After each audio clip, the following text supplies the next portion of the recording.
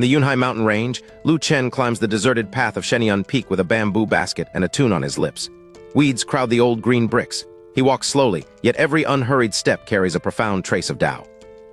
Path stirs 10 years of memories. Lu Chen once arrived in this cultivation world as a transmigrator and gained a peculiar system. Its rule sounds absurdly simple.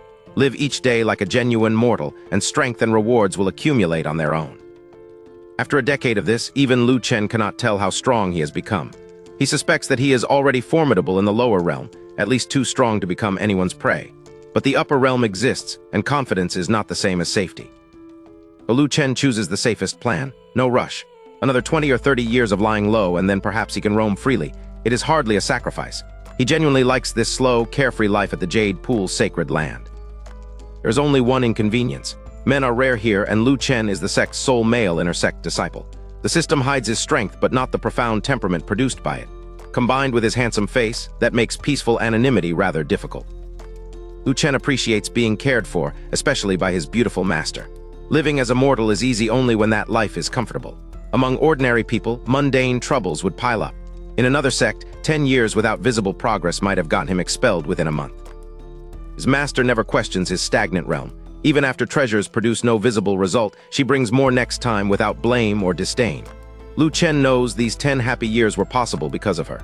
Perhaps he is strong enough now to help. At their next meeting, he will ask. Decision made, Lu Chen reaches into the bamboo basket to prepare his meal. Then Shenyun Peak convulses beneath him. The tremor does not stop at his doorstep or even at his mountain. It rolls through the entire Jade Pool's sacred land. Lu Chen frowns and steps outside. After studying the disturbance's direction, he raises an eyebrow. Could the legendary old ancestor have broken through? As if answering him, streaks of glowing light rise throughout the sacred land and race toward the same place. While Lu Chen is still deciding what to do, a fragrant breeze brushes past from behind. A giggle reaches his ear. "Let me take senior brother there." He recognizes the voice before he turns. Lu Wanwen, the little junior sister from Holy Spirit Peak. Wanwen's jade-like hands wrap around Lu Chen from behind, and a soft pressure meets his back. A heartbeat later, they lift from Shenyun Peak and fly toward the sect's main hall. Lu Chen barely reacts. His senior and junior sisters never waste a justified chance to get handsy. Wanwen completes the flight from Shenyun Peak and brings Lu Chen down before the Jade Pool's sacred land's main hall. Senior and junior sisters already fill the assembly ground, so the pair quietly take their place in the last row. Ordinarily, the Jade Pool's only male disciple would draw every eye even from the back. Today, no one looks at him. Radiant light is blooming behind the hall, spilling rosy color across half the sky and leaving the entire gathering stunned. And the spectacle becomes tangible. An incredibly holy, ethereal concept sweeps across the field. The disciples feel their realms climbing under its influence, and shock turns to delight. Whoever is emerging can advance an entire gathering without lifting a hand. Lu Chen raises an eyebrow. This must be that empress. Her name is Gu Qingwan, the quasi-emperor holy lord who appeared 10,000 years ago and became the great opportunity that transformed the Jade Pool's sacred land. Her old title was not ornamental. When no great emperor appears in the lower realm, a quasi-emperor stands at the summit. Even now, Nanking Prefecture has no more than 5, and every force behind them ranks among the strongest. Gu Qingwan turned a merely top-tier Jade Pool into the strongest sect of her era. Then she withdrew to pursue the legendary emperor realm. 10,000 years later, the sky heralds her return, yet Lu Chen privately thinks he is pretty impressive too. The current Holy Lord recovers first. She drops to both knees and welcomes the old ancestor back. Every disciple follows, shouting for the Empress of Yiachi. Lu Chen will kneel to heaven, earth, and his parents, not to her. So safely hidden at the rear, he squats. The Empress remains silent for a moment. Then a soft voice, like heavenly music, descends from the rosy light and asks one simple question. What year and month is it? The Holy Lord answers at once. The year 2100 of the 23rd era. Gu Qingwan says nothing for a long time. At last, the legendary figure releases a soft sigh. Unknowingly, 10,000 years have passed. The words briefly strip away the spectacle and reveal the staggering span she has lost inside seclusion. Gu Qingwan asks how the Jade Pool's sacred land fares now. Shame replaces the Holy Lord's excitement. The sect is far weaker than it was under its old ancestor. On Nanking Prefecture's current sect ranking, the former number 1 has fallen to 28th. But the Holy Lord's shame cannot suppress her excitement for long. With the old ancestor finally out of seclusion, she declares that the Jade Pool's sacred land will reclaim the number 1 position and restore its former glory. As the declaration ends, Gu Qingwan lands before the sect hall. Lu Chen has to admit it. Exquisite, truly exquisite, beautiful beyond compare, yet reverence still does not come naturally to him. An irreverent thought follows his admiration, and impossibly the Empress hears it. Gu Qingwan is ready to flare up, but one glance across the assembly stops her. The Holy Lord is still exhilarated. The disciples are still celebrating. Not one person reacts to the insolent voice. For a bewildering moment, Gu Qingwan wonders whether 10,000 years of seclusion have left her hallucinating. And the voice returns with a diagnosis no hallucination should know. Gu Qingwan forcibly fused with the Emperor heart, and the fusion is unstable. In this condition, the speaker estimates that she will wither away in less than 10 years, and casually laments that such beauty will be wasted. Gu Qingwan rejects the death sentence as nonsense, but she cannot dismiss the exposed secret. The voice is male. Her gaze sweeps the gathering and finds Lu Chen immediately, the sacred land's only man, still squatting at the back. He is already looking at her. Their eyes meet. Lu Chen's face may stay controlled, but his thoughts erupt. Why is she staring at him? The Jade Pool's sacred land never accepts male intersect disciples. Only his master got him through the door.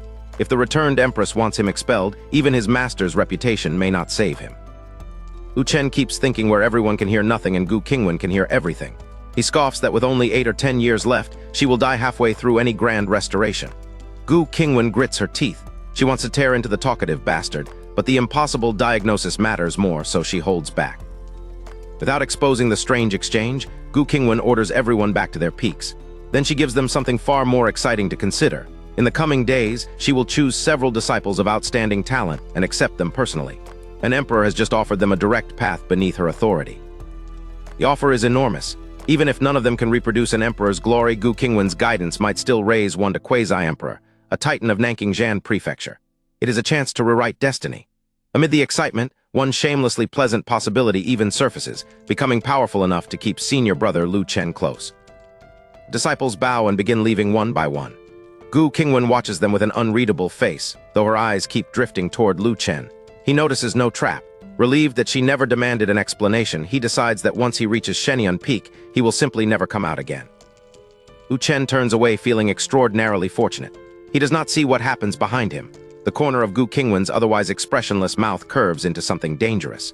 He may believe the mystery is over, but the Empress who heard his every thought has no intention of letting the only person who knows her secret disappear. Gu Qingwan calls out before Lu Chen can disappear with the crowd. His body locks in place. The departing disciples stop with him, then turn as one. Their eyes move anxiously from Lu Chen to the Empress, and their pleading expressions make the meaning unmistakable. Please do not drive him away. Holy Lord quickly intervenes.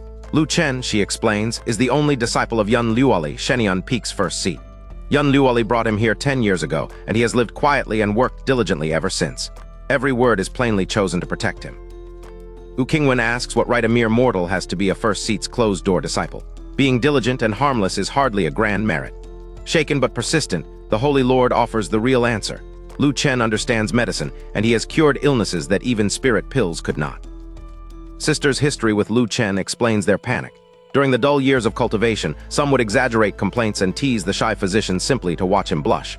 Yet the affection beneath the mischief is real. After 10 years of treatments no pill could provide, they cherish him like family. That reputation explains how Lu Chen might recognize ordinary illness. It does not explain the unstable emperor heart hidden inside a great emperor. Gu Qingwan studies him anew. Perhaps his mortal appearance is an act or part of some special cultivation method. More troublingly, even she cannot see through him. Gu Qingwan challenges the Holy Lord's claim with perfect calm. Could a mere mortal truly cure what spirit pills cannot? She then announces that 10,000 years of seclusion have left her with several discomforts. If Lu Chen is so capable, he can examine her here and now. Expulsion was never Gu Qingwan's intention. She does not believe that her life and Tao will truly end within 10 years, but Lu Chen keeps insisting on it inside his mind, and he recognized her emperor heart at a glance. The examination is her excuse to keep him close until she learns how. Gu Qingwan's mouth twitches. Lu Chen's handsome face and his shameless inner voice seem to belong to two different people. She would gladly make this vulgar brat disappear, but she still needs to know why he is so certain that her life and Tao will end. Swallowing her anger, she keeps the examination alive. Her expression turns cold. All of you withdraw? Regret ripples through the senior and junior sisters. They had expected to watch Lu Chen take the old ancestor's pulse, and everyone knows that when he becomes serious over a patient, he is at his most captivating. Their disappointment has a history. Disciples once packed Shenyun Peak by pretending to be ill, all for a chance to have Lu Chen treat them. The visit stopped only when his master, Yun Luoli, returned and threatened to skewer and roast the next deliberate nuisance. The sisters obeyed, but privately complained that an absent master still wanted to monopolize him. No one dares disobey the old ancestor. The sisters mount their flying swords and lift away from the main hall, yet they look back every few steps with lingering, longing gazes. Gu Qingwan's mouth twitches again. If she truly expelled Lu Chen, she suspects at least half the people here would follow him. With the crowd gone, Lu Chen tries to arrange the examination and tells Gu Qingwan to sit. She asks why. His respectful explanation has not even begun when his real complaint enters her consciousness. Why does she ask so many questions? If he says sit, she should simply sit. She would not understand the explanation anyway. Gu Qingwan grits her teeth. Before Lu Chen can explain, Gu Qingwan cuts him off. They will not enter the hall, this place is sufficient. Golden light flashes from her hand and a massive dragon throne appears. She reclines against it and raises an eyebrow. What next? Lu Chen briefly swallows at the sight of her, then forces his attention back to medicine. Lu Chen asks for her wrist. Gu Qingwan extends one smooth arm along the throne. Rather than touch her directly, he takes a silk handkerchief from his spatial bag, lays it over her wrist, and crouches beside her to feel the pulse. The unfamiliar courtesy surprises her. Countless people once sought excuses to approach her, yet Lu Chen refuses even a medically justified liberty. Gu Qingwan's opinion of him rises despite herself. Even with the examination as an excuse, he does not behave lecherously. His concentration is genuine, his wandering thoughts finally quiet, and the sight explains why the entire jade pool adores him. Then his diagnosis begins to form inside the one place he assumes is private, his own mind. Conclusion she overhears is merciless. After 10,000 years in seclusion, Gu Qingwan has only about 3 years left. Lu Chen mentally counts the remaining days, then corrects himself. Today is nearly over, so it is 9 days, not 10. He privately pities an empress who emerged only to face such an end. Gu Qingwan can only stare in stunned disbelief. Nonsense, total nonsense. Gu Qingwan's fury surges at the claim that she has only 3 years left, and she nearly rebukes Lu Chen on the spot. Then she catches herself. He never said the diagnosis aloud. She heard it only inside his mind, so all she can do is silently curse him as a quack. 10,000 years in seclusion may have dulled her reactions, but she is still an emperor, the strongest in the lower realm. Lu Chen is not an emperor, nor even a quasi-emperor. What right does he have to judge her body after touching her pulse for half a minute? The prognosis is laughable. She decides to pull away. Gu Qingwan truly looks at him.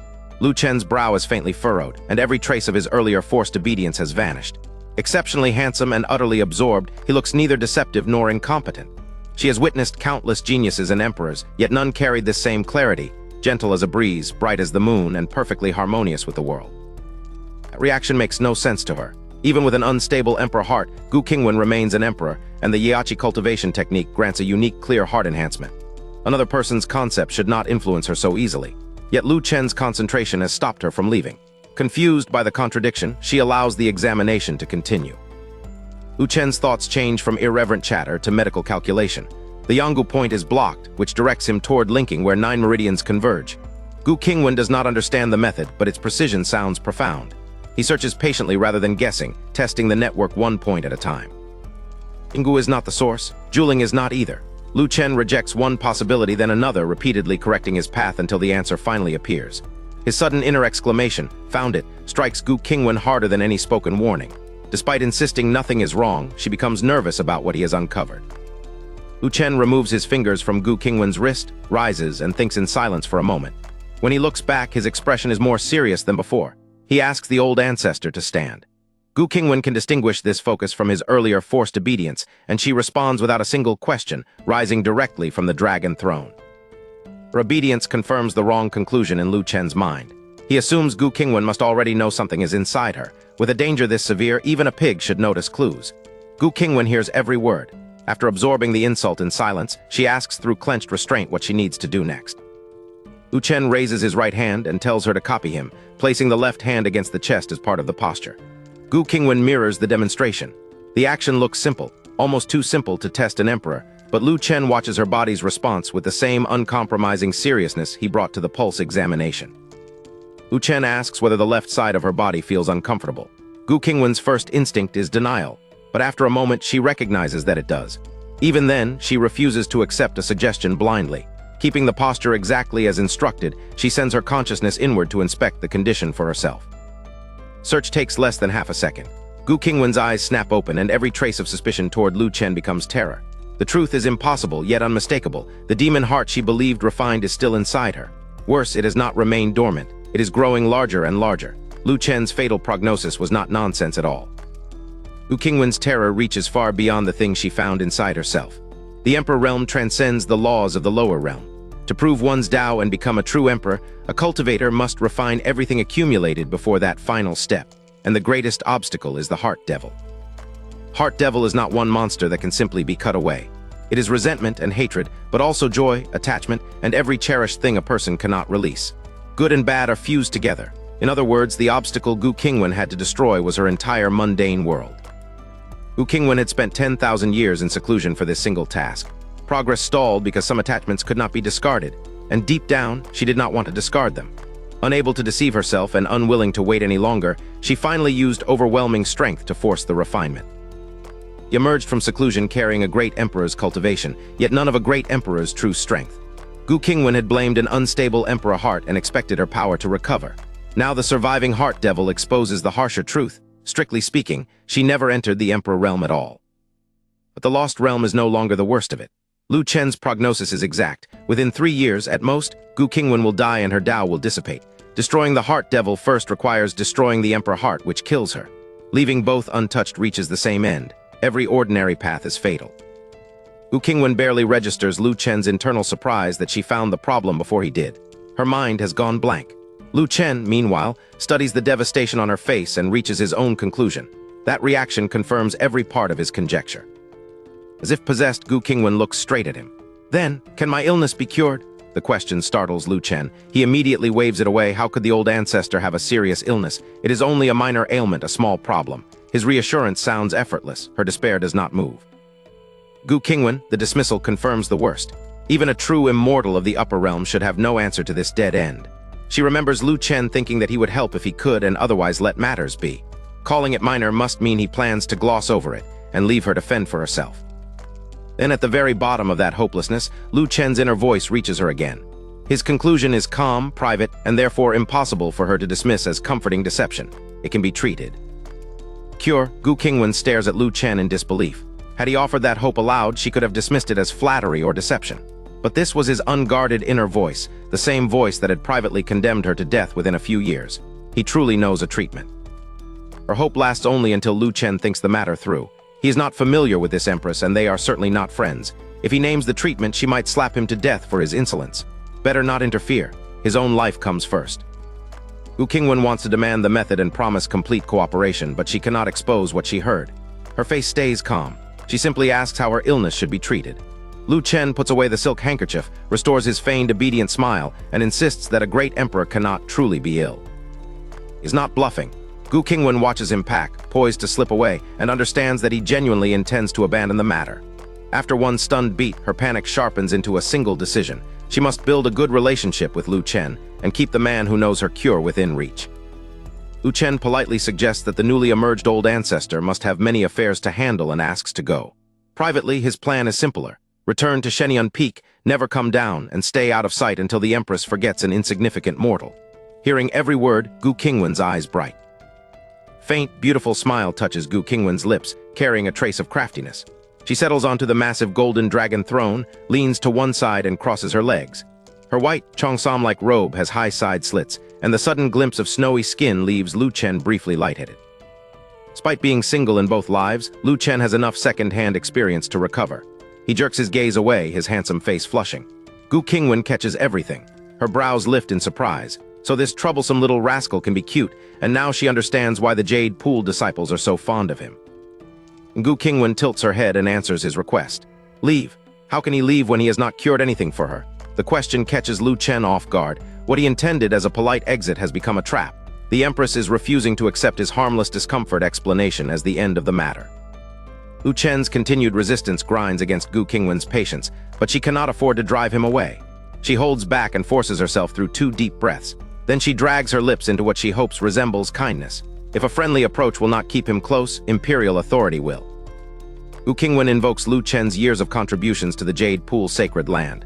From today onward, she declares he is her disciple. She will personally train him until he catches up with everyone's average strength. Her smile is anything but kind, and she bites hard into the word train. Lu Chen can only stare. Lu Chen finally recovers from the shock of being claimed as Gu Qingwan's disciple. He hurriedly protests that he is only a flesh and blood mortal without a spiritual root. Even rare treasures would be wasted on him, he insists. His previous master already tried and failed. Gu Qingwan answers at full imperial volume. She is an emperor. How could his previous master compare? If she says cultivation is possible, then it is possible. Lu Chen stares, baffled, while his hidden voice scoffs that his future cultivation method will surpass anything an emperor can offer. Rather than risk another objection, Gu Qingwan rises from the massive golden dragon throne and ends the discussion. She must first learn how the Xianling continent changed during her seclusion. Tomorrow, Lu Chen will return here and begin cultivating under her. That is an order, not an invitation. In her jade heels, the already tall Gu Qingwan stands half a head above Lu Chen. He lowers his head beneath the pressure, but only physically. Inside, he curses her as an old woman again and again. Her mouth twitches. Before he can think anything worse, she snaps at him to leave. Lu Chen's contempt leaves Gu Qingwan genuinely bewildered. 10,000 years ago, talented youths and mighty figures waited outside the Jade Pool's sacred land for one glimpse of her. Even a few words from her became years of bragging rights. Her beauty remains peerless, yet Lu Chen acts as if she were an ugly monster. Gu Qingwan cannot see how to build a good relationship with him. Still, one boundary is absolute. She will not lower herself or fawn over anyone, not even to survive. She would rather die. Keeping Lu Chen close will require another approach, and her order to begin training tomorrow is already in motion. Back on Shenian Peak, Lu Chen picks vegetables for dinner while weighing a simple answer to tomorrow's forced cultivation. Pack up and run. After the night passes, he opens his door to the morning sun and yawns, still facing the problem of an empress who refuses to accept that he is mortal. Crisp system voice reports yesterday's result, plus 1,050 mortal points. Lu Chen freezes. He normally gains only 100 or 200 a day. Before he can explain the surge, a second notice marks his first day above 1,000 and awards a Bagua furnace, already stored in his Kainkun bag. Taisheng Leijun's furnace. System's first 1,000-point reward leaves Lu Chen staring at two words, Bagua furnace. Is this supposed to be the legendary furnace associated with Taisheng Leijun? There is only one useful way to answer that. He reaches for the Kainkun bag at his waist. Kainkun bag is another system reward, and it suits him better than this world's spatial rings. Lu Chen has no spiritual energy to operate a ring. The bag needs none, holds even more, and has one ridiculous drawback. He must reach inside and rummage around by hand. At last, Lu Chen drags out the reward, and the courtyard is suddenly dwarfed by it. The pitch-black pill furnace rises 3 or 4 meters, nearly level with his house.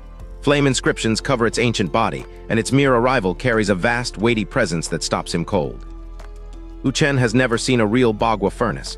His only reference is the 1986 Journey to the West adaptation, and he has strong opinions about how little that version respected its source, especially once a monkey sent the Jade Emperor hiding under a table. This furnace looks nothing like television. He finds a ladder, climbs to a circular vent, and peers inside.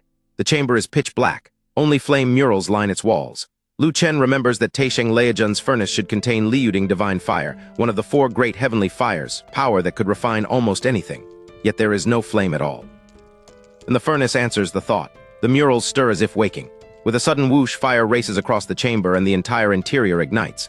Lu Chen's disappointment vanishes. Of course, a system reward is bound to him. It understands exactly what he wants. Lu Chen performs one more test. He wills the fire to disappear, and the blazing chamber turns dark at once. Perfect.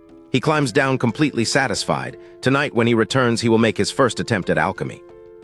Alchemy can wait until evening. Right now, Lu Chen needs breakfast, and afterward he still has to find Gu Qingwan. As he begins cooking, however, the unexplained reward returns to his mind. Why did yesterday produce so many mortal points? 10 years of results make the anomaly impossible to ignore. Even immediately after transmigration, Lu Chen gained only 400 or 500 points a day. Later, the return settled to 100 or 200. Never once had a single day crossed 1,000 until yesterday. What had Lu Chen actually done differently? He runs through yesterday and stops. The only remarkable change was meeting the Empress of Yiachi. His hands pause over the food. His expression slowly turns strange as an outrageous possibility takes shape. If Gu Qingwan caused it, then Lu Chen has been thinking about this completely backward. He cannot pack up and flee from her. He needs to stay closer. Less than half an hour at the Empress's side was worth 10 days of his previous progress. 1 to 10, an enormous profit. Lu Chen does not realize his supposed source of profit is already above him. Gu Qingwan hovers over Shenian Peak, watching him cook with a strange expression as his thoughts reach her. 1 to 10, huge profit. The Empress has arrived in time to hear the conclusion and none of the explanation. Gu Qingwan has heard only the end of Lu Chen's strange calculation. 1 to 10, an enormous profit. Before she can puzzle it out, something far more tangible seizes her attention. The gigantic Bagua furnace in his courtyard, radiating an ancient, crushing weight across the Jade Pool's sacred land. That pressure is magnificent enough to arrest even the woman who became Nanking Jan Prefecture's strongest quasi-emperor 10,000 years ago. Gu Qingwan frowns, hangs motionless for a beat, then lands lightly. Lu Chen keeps his head down over breakfast, utterly unaware that an empress has entered his courtyard. Gu Qingwan finally clears her throat. "Cooking?" Lu Chen jolts and looks up. In the morning sun, her green and white robes shimmer with hazy light, her hair is casually pinned back, and her clear eyes and ethereal bearing leave him swallowing hard. His private verdict is sincere and disastrous. This old woman is breathtaking. Gu Qingwan does not know whether to laugh at the praise or be angry at the address. She has no peaceful cultivation to return to anyway. Ordinary practice no longer helps at her realm, and fresh from seclusion, the demon heart inside her will not let her settle. In the end, she came here specifically to find Lu Chen. Lu Chen offers to share breakfast. Gu Qingwan refuses without expression. An emperor has no need for mortal grain, and refining away its impurities is more trouble than it is worth. Then she scolds him. After 10 years in the sacred land, he still has a mortal body because he cannot control his appetite. Out loud, Lu Chen agrees at once and promises to eat less. Inside, he erupts. He is immortal. If he does not eat, he will starve. Not everyone is a great emperor like this lunatic. Gu Qingwan hears every word, curses the ungrateful wretch in silence, and turns away in a private tantrum. Lu Chen returns to his porridge. Gu Qingwan settles on the nearby rattan chair, determined not to look. The resolve does not last. An irresistible fragrance and a spiritual quality she cannot immediately place rises with the steam. Her gaze keeps slipping back toward the pot, never quite openly. He could answer her curiosity with divine sense, but that creates a worse danger. Lu Chen is not truly ordinary. If he catches a great emperor secretly probing his breakfast after she loudly refused it, the humiliation would be unbearable. So Gu Qingwan restrains herself and continues stealing glances instead. The porridge is soon ready. Lu Chen sets out 2 bowls and 2 pairs of chopsticks. He has prepared for her answer before receiving it. Looking toward the empress, who is very carefully not looking back, he asks again. "Just one taste," he says. "Let her judge her disciples' cooking." Gu Qingwan pauses, then rises with perfect calm and carefully manufactured annoyance. He truly is persistent. Since he keeps asking, she will taste a little, not because she wants it, of course, but because refusing again might hurt her disciple's face. Lu Chen beams and thanks the old ancestor for gracing his table. Privately, Lu Chen is less respectful. If she wants to eat, she should simply admit it. He is the one annoyed by this duplicitous old woman. Gu Qingwan's step falters and the corner of her mouth twitches. Then she keeps walking with imperial composure. There is no helping it. His food smells far too good. Morning meal resumes exactly where it left off. Lu Chen sits politely to one side, waiting for Gu Qingwan to move first. She holds the small bowl beneath her face. Every grain gleams like a pearl, and a delicate fragrance curls through the courtyard. Lu Chen cannot help feeling proud. Years of daily cooking were only the beginning. His system once rewarded him with a recipe book titled God of Cooking, and he mastered it completely. As far as he is concerned, his culinary skill now ranks among the world's best. He even has a demanding judge. Whenever his well-traveled master, Yun Luoli, returns from outside, her first request is that he cook. If someone with her experience praises his food so highly, Lu Chen sees no reason to doubt his own assessment. Gu Qingwan finally tastes it, but flavor is not her true concern. While the porridge simmered, she sensed spiritual qi unlike anything she knew. After one small sip, her brows draw together. Surprise becomes concentration, then genuine confusion. Across the table, Lu Chen grows completely bewildered. Is it delicious or not? Why make that face over plain white porridge? He waits for an ordinary review, unaware that the great emperor opposite him is trying to understand something far beyond taste. And Gu Qingwan identifies it. There is Dao rhyme in this white porridge, a tiny trace but unmistakable. More monstrous still, Lu Chen seems not to know. What kind of cultivation could seep into an ordinary meal without its creator even noticing? Gu Qingwan buries the shock and gives the calmest verdict possible. It is all right. Lu Chen's mouth twists. If it is delicious, she should stop pretending. Hearing that private accusation, Gu Qingwan grits her teeth and keeps eating. Her actions betray her immediately. Gu Qingwan finishes the bowl and extends one jade-like hand toward Lu Chen for another. The food is delicious, free of worldly impurities, and carries Dao rhyme. The amount means little to a great emperor, but free Dao rhyme is still free Dao rhyme. 5 or 6 minutes later, the table is bare. Gu Qingwan began with measured elegance, but each helping vanished faster than the last. Lu Chen stares at the cleared dishes. In his heart, one scandalized question erupts. Has this old woman never eaten before? Since meeting Lu Chen, Gu Qingwan has rarely felt like a great emperor around him. He is respectful to her face, yet his thoughts call her an old woman without restraint. Now, however, she discovers an opening. This impossible young man is only a novice at alchemy. At last, Gu Qingwan feels vindicated. In alchemy, her authority is absolute. If she called herself second in all Nanking-Jan prefecture, nobody would dare claim first. She presents that rank with a smug smile, expecting the novice before her to understand what an opportunity he has found. Lu Chen studies her smug face in silence. Then he asks with complete sincerity, "It's you, so what?" Gu Qingwan's triumph collapses into blank disbelief. Is that truly how a beginner reacts upon meeting the #1 alchemist? Gu Qingwan's smug triumph ignites into fury. What kind of reaction was that? Across the cleared breakfast table, Lu Chen watches her expression change and becomes equally bewildered. He has no idea why his perfectly sincere question has offended her. Lu Chen already knew she was Nanking Prefecture's #1 alchemist. She was the glory of the Jade Pool's sacred land. Everyone talked about her. But so what? Was he supposed to give her an award merely for stating a fact? Refusing to surrender, Gu Qingwan declares the title again, #1 alchemist of Nanking Prefecture. Lu Chen nods. Oh! Silence stretches between them. She stares at him, he stares back, wondering why one small word has somehow made everything worse. At last, Gu Qingwan grits out the point he has missed. She can teach him alchemy. The words leave her feeling strangely aggrieved. Somehow, the greatest alchemist in the prefecture now sounds as though she is begging a beginner to permit the lesson. Lu Chen blinks, then thanks the old ancestor and says he is truly honored. The words are flawless. The delivery is not. His surprise lasts only an instant before his face goes blank again, and his lifeless courtesy sounds painfully like going through the motions. Gu Qingwan decides she understands the problem. Ordinary disciples cannot casually read a sacred land's alchemy inheritance, but Lu Chen is anything but ordinary. With his connections, nobody would stop him. He must have read widely and mistaken book knowledge for true ability. That confidence cannot stand. Reading and refining are different things, and most of the sacred land's alchemy books came from Gu Qingwan herself. As his elder, she decides she must correct this little rascal, not only in alchemy, but in the attitude he brings to everything. Lu Chen finally realizes his response was wrong.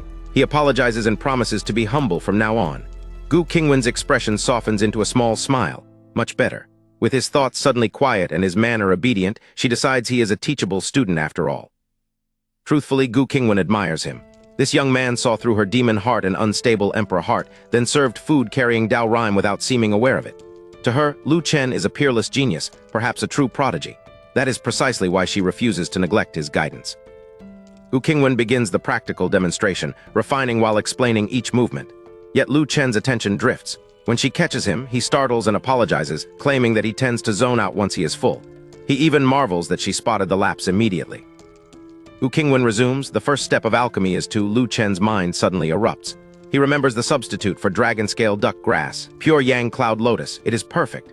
Gu Qingwan stops mid-explanation, staring at him in disbelief. Is he listening to her at all? Gu Qingwan stops the refinement. Her teeth clench as she turns on Lu Chen. Is he even paying attention to her alchemy? Lu Chen jolts and stares at her as though he has seen a ghost. Inside, Lu Chen panics. No way could she really tell. He thought his performance had been convincing. Gu Qingwan hears every word. Her mouth twitches. A performance? She draws one deep breath, then another, fighting the urge to slap this little rascal into the ground. Lu Chen awkwardly promises that he will focus. Gu Qingwan almost scolds him, but sighs instead. She is the Jade Pool's old ancestor and his elder. She would never harm him. Alchemy is not nearly as simple as he seems to believe. Gu Qingwan admits that she once possessed the same arrogance. Only after truly entering alchemy did she learn that books were not enough. The smallest lapse in fire control can crush a pill's quality or destroy the refinement completely. Everyone begins as a novice, Gu Qingwan tells him. But with a powerful alchemist guiding him, Lu Chen could avoid countless detours. Her patience leaves him dazed. He expected fury or a dramatic departure, not an earnest appeal from someone who truly wants him to succeed. Lesson resumes. For once, Gu Qingwan hears no wandering thoughts from Lu Chen and no infuriating repetition of dragon-scale duck grass. The silence feels wonderful. 2 or 3 peaceful minutes pass as she guides the refinement toward completion. Corners of Gu Qingwan's mouth lift. A medicinal pill glowing silver flies from the cauldron and settles gently into her jade-like hand. It is ordinary by her standards, yet she turns toward Lu Chen with the pride of someone who has just refined a saint-grade treasure. Lu Chen does not disappoint her. He receives the pill with both hands and declares the Grandmaster's alchemy unparalleled, admitting that he was arrogant. His admiration looks convincing, and his mind is finally quiet. Gu Qingwan purses her lips, gives up on hiding her pleasure, and smiles beautifully. Before Gu Qingwan can speak, a graceful figure lands in the courtyard. The Holy Lord of Yiachi bows to the old ancestor and reports that Jai Yang, Pavilion Master of Wan Dan Pavilion, has personally arrived to pay his respects and congratulate her on leaving seclusion. Gu Qingwan's eyes narrow. That fellow is still alive. With one wave, she rises into the air and orders the Holy Lord to come. Yet before leaving for the main hall, she looks back down at Lu Chen. Official business has interrupted the lesson, not ended it. From above, Gu Qingwan blinks her soul-stirring eyes at Lu Chen. He saw every step clearly, did he not? He should study hard. She intends to come back. Then she turns toward the sect's main hall, already anticipating the moment her disciple must put the lesson into practice. Lu Chen does not touch the silver cauldron. He walks straight toward his own pill furnace. Gu Qingwan understands instantly. Every obedient word was an act. Dragon scale her foot. She nearly turns back to punish him, but the main hall must come first. Fine. When alchemy defeats him, he can beg 800 times before she teaches him again. Once Gu Qingwan leaves, Lu Chen finally has room to think. He stands alone before his massive Bagua furnace, not chastened by her lesson, but carefully deciding how his own refinement must work. He is not dismissing Gu Qingwan. She is Nanking Prefecture's legendary #1 alchemist. Her refinement was powerful, elegant, and because she is Gu Qingwan, stunning to watch. Lu Chen would gladly learn from her if he could. The problem is brutally simple. Her technique depends on controlling herbs from a distance. Lu Chen cannot make objects fly. No matter how beautiful those movements are, a mortal who cannot reproduce them gains nothing by pretending otherwise. Fortunately, Lu Chen has another path. The system's alchemy heart has given him a complete method of his own. More importantly, this is not a vanity project. The pill he is preparing is meant for Gu Qingwan to treat the danger hidden inside her. At the Jade Pool Sacred Land's main hall, the visitor is Jia Yang, today's #1 alchemist of Nanking Prefecture. Leaning on his walking stick, the old man looks up at Gu Qingwan. 10,000 years have reduced his youth to age. She remains as beautiful and moving as ever. Gu Qingwan gives him no sentimental answer. If he has something to say, he should say it. She has matters to attend to. Her thoughts are already back at Shenyun Peak, imagining Lu Chen regretting his stubbornness while she catches him by the ear. Beg properly, little rascal. Jia Yang's hand tightens on his walking stick. Smiling through the bitterness, he asks whether the disciple he saw her teaching is more talented than he was. After all, Gu Qingwan once called Jia Yang dull-witted. Surely the man she accepted must be extraordinary. Everyone knows the story. 10,000 years ago, Jia Yang wanted to become Gu Qingwan's disciple. She rejected him with brutal simplicity. He lacked talent, so she did not want him. To Jia Yang, that verdict became the wound of a lifetime. To Gu Qingwan, it was barely worth remembering. For Gu Qingwan, 10,000 years have dissolved the grievance. She rises and asks if Jia Yang has anything else. If not, he may withdraw. She still has to teach her own disciple alchemy, and she is eager to see Lu Chen crying out for her help. Jia Yang explodes. Will this arrogant woman never admit she was wrong? He can refine saint-grade pills now, something even she cannot do. He is the rightful #1 alchemist of Nanking Prefecture. The declaration crashes through the hall as every trace of his polite smile disappears. And Jia Yang produces a sandalwood incense box.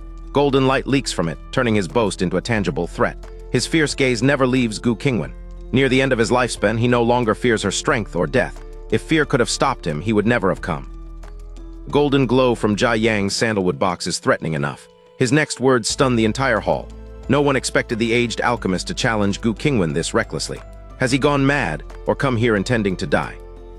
Grinning like a man possessed, Jia Yang dares Gu Qingwan to kill him.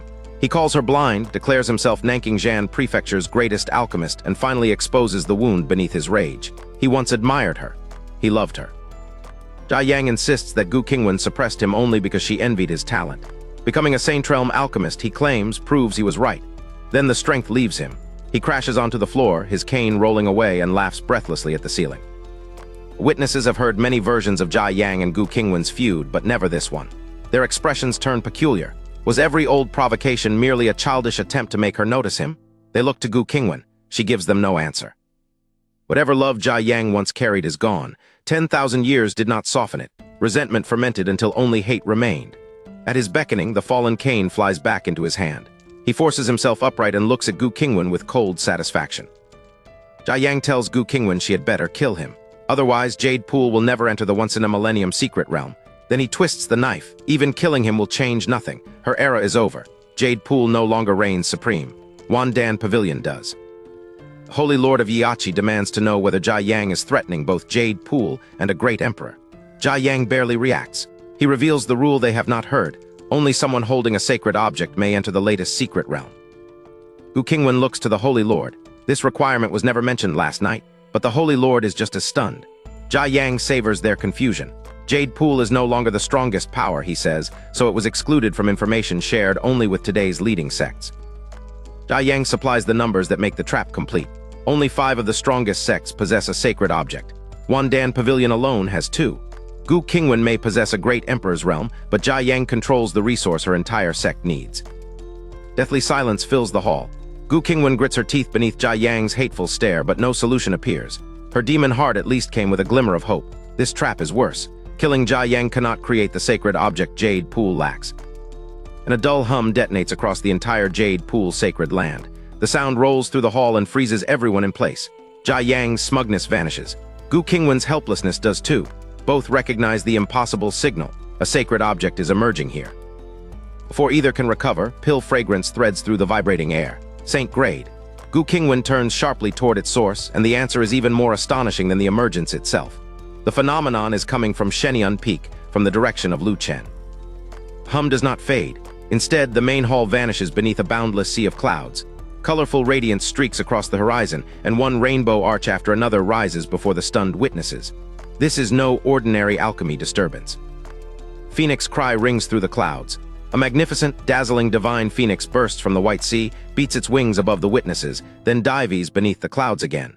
The dreamlike display confirms what everyone already fears and hopes. A sacred object has truly been born. Something is wrong with this holy scene. It smells burned. Gu Qingwan follows the odor and alchemical aura not toward Jade Pool's alchemy pavilion, but toward Shenyun Peak. Only one novice is practicing there. Her eyes sharpen as the impossible answer takes shape. Lu Chen did this. Secret Realm and Jia Yang cease to matter. Gu Qingwan shoots out of the hall, desperate to see what Lu Chen has made. Jia Yang follows, unable to believe anyone in Nanking Prefecture could refine a saint-grade pill so casually. The Holy Lord and the remaining witnesses stream after them. At Shenyun Peak, Lu Chen stands on a ladder beside the towering Bagua furnace and studies his first result.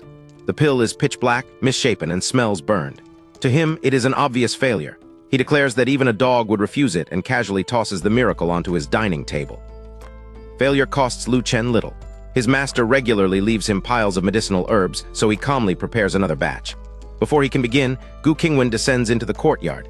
She looks up at him on the ladder and asks in astonishment whether he was the one practicing alchemy. Lu Chen admits that he was refining, then notices more figures approaching. The Holy Lord and Jia Yang lead the group, but they stop in midair rather than entering his courtyard. Gu Qingwan has no patience for ceremony. She urgently demands to see the medicinal pill, leaving Lu Chen embarrassed by its ugliness. And Lu Chen still does not answer. Gu Qingwan flies up, catches him by the collar, and pulls him down from the ladder. Her urgency makes him wonder whether he has committed some terrible mistake. He quickly points toward the dining table and asks the old ancestor what is wrong. Pitch-black pill appears in Gu Qingwan's hand. She examines the ugly object with the trained senses of Nanking Prefecture's foremost alchemist. There is no mistake. Lu Chen's discarded failure is a saint-grade pill, the very object whose birth transformed the sky around the entire sacred land. Lu Chen insists this miserable result came from his first attempt at alchemy. Gu Qingwan cannot reconcile that claim with a saint-grade pill, especially after his earlier deceptions. She catches his ear like an elder sister disciplining a troublesome younger brother and orders him to speak honestly. This time, Lu Chen has had enough.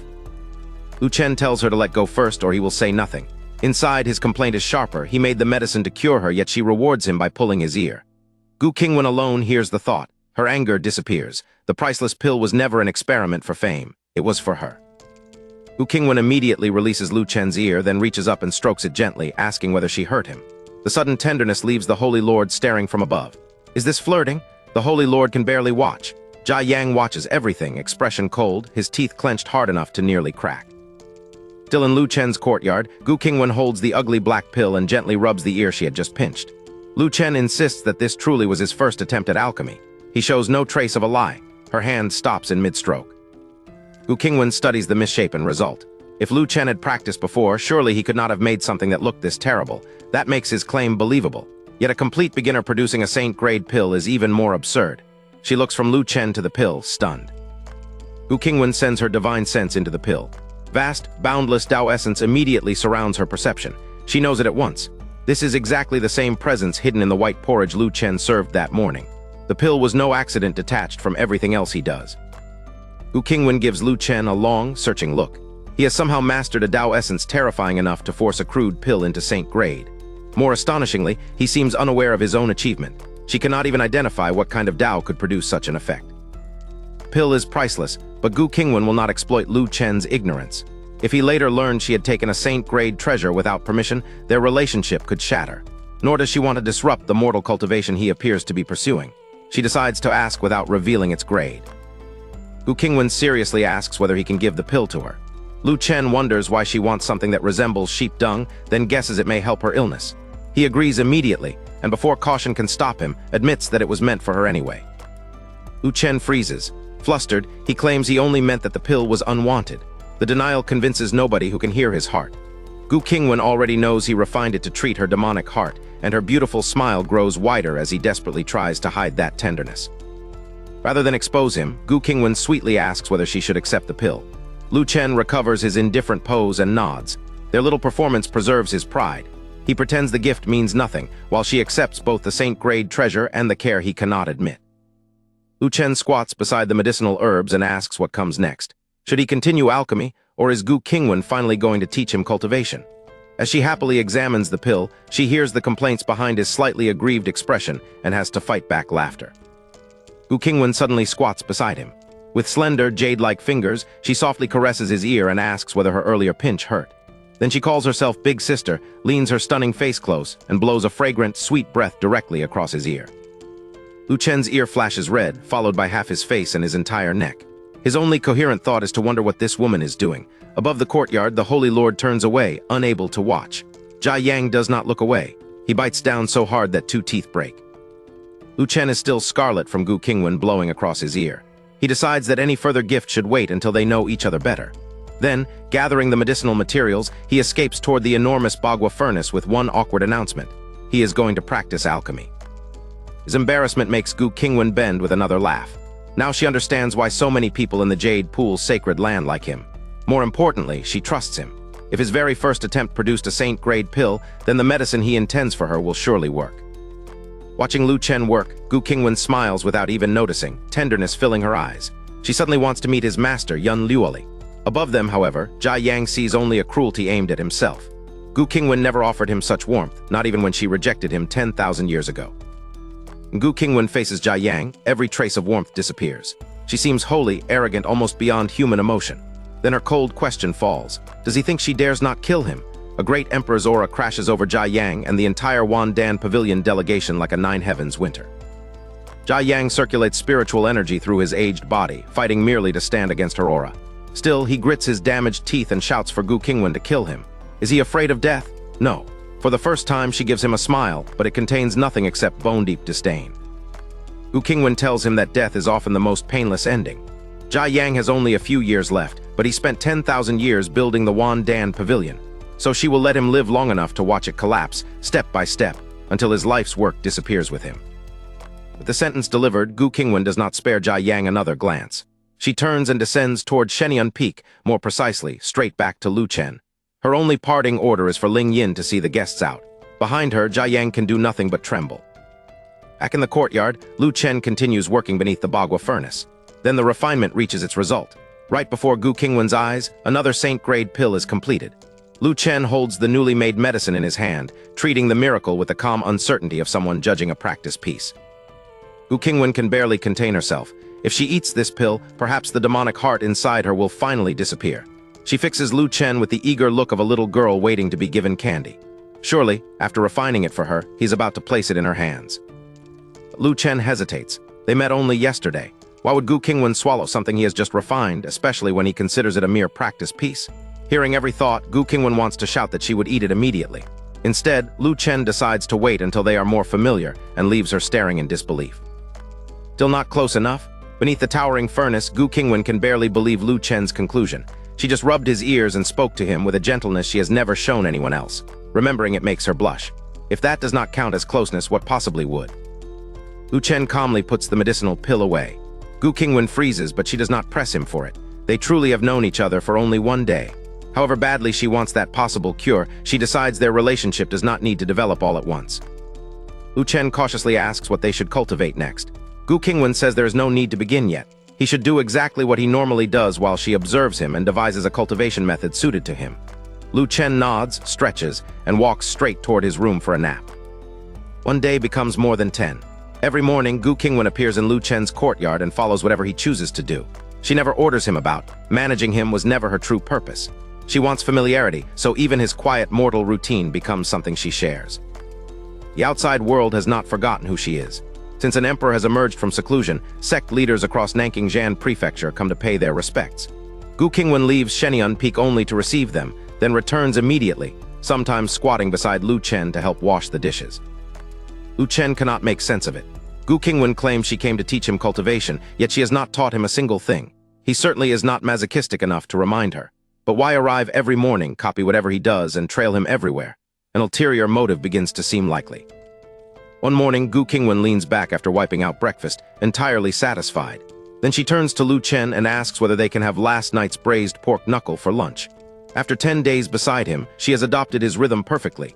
Breakfast has barely ended, and she is already planning the next meal.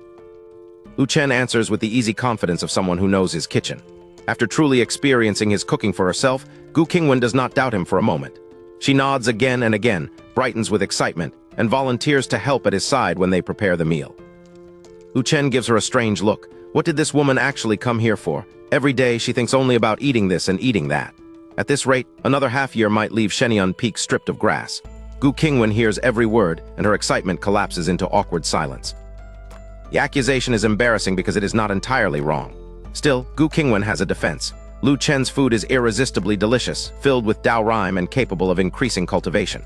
Who could refuse that? Even so, she cannot let him believe a great emperor came merely to freeload. She must show real ability. Gu Qingwan clears her throat, straightens her face, and announces that she has not forgotten the real business. After observing Lu Chen's routine, she has tailored a set of swordplay specifically for him. Her tone leaves no room for another nap. First, he will practice the sword with her. Practice swordplay? Lu Chen's eyebrow lifts. Gu Qingwan may think she has finally become serious, but he sees no need for a lesson at all. He has his own quiet confidence one she knows nothing about. In his heart, the answer is simple. His swordplay is already very strong. Lu Chen is not boasting. 7 or 8 years ago, the system handed him more than a dozen sword technique secret manuals. He has already cultivated every one of them. Gu Qingwan sees a supposedly helpless mortal. Behind that appearance waits an entire hidden library of mastered swordplay. More important than the manuals is sword intent, a sword mind cultivation technique he has raised to great perfection. He has never used it to drive those dozen techniques, so even Lu Chen has not witnessed their real power. That untested combination remains one of his own great unknowns.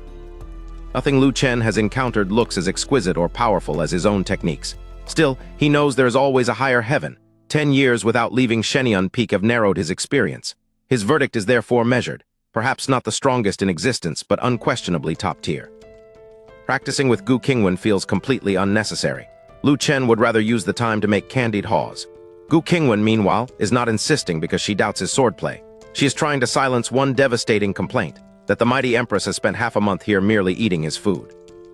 Everyone in the Jade Pool sacred land knows Gu Qingwan intends to improve Lu Chen's strength. Yet she has eaten and drunk beside him every day without teaching a single move. Other disciples would swarm here for personal instruction. Lu Chen alone keeps resisting as though she were begging him to learn. Lu Chen finally gives in. He quickly gathers the pots and pans from breakfast, clears an open practice area, then carries a small stool into a corner and sits. Across the courtyard, Gu Qingwan is already waiting with a long sword shimmering in white light. The domestic mourning has become a lesson. Gu Qingwan asks whether he is ready. Lu Chen nods repeatedly and assures her that he is. Then the thought she alone can hear lands without mercy, boring. After more than 10 days of enduring his private muttering, her tolerance has improved. She merely curses the little brat in silence. Gu Qingwan begins. She releases no spiritual energy and displays only the technique's fundamental moves, slowing the sequence so Lu Chen can follow every line. White light tracks the long sword through the courtyard, but the force behind it remains carefully restrained. This is instruction, not an imperial exhibition. Boredom vanishes from Lu Chen's face. His eyes brighten and he leans into the performance with unmistakable attention. Gu Qingwan notices immediately. A pleased smile touches her lips. There it is, proof that her sword technique surpasses whatever this stubborn little brat learned before. Her pride rises with every move. Gu Qingwan catches herself. Why does this little brat sway her emotions so easily? A single look from him has turned an imperial lesson into a private contest for approval. She shakes away the thought, reins in her smile, and returns her attention to the sword sequence, or tries to. Lu Chen is attentive, but not to the blade. His thoughts marvel at how beautiful Gu Qingwan is and how dramatically her moving figure emerges from robes that usually conceal it. The sword's white arcs pass almost unnoticed. Gu Qingwan's pleased concentration breaks as each private comment reaches her. Gu Qingwan turns and finally traces his gaze. Lu Chen is staring at her backside. She stops dead. Her peerless face and fair neck flare crimson while he remains caught in the act, still looking. Teeth clenched, she glares across the courtyard. One furious verdict fills her mind. Little pervert.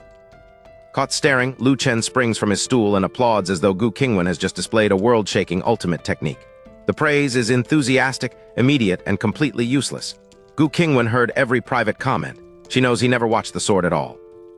Through clenched teeth, Gu Qingwan tells him the demonstration was not finished. Lu Chen only blinks, sits back down, and urges her to continue. After a long, mortified pause, she warns him to watch carefully. He solemnly claims that he already has been. Gu Qingwan turns away and resumes. Yet awareness of Lu Chen's gaze has destroyed her concentration.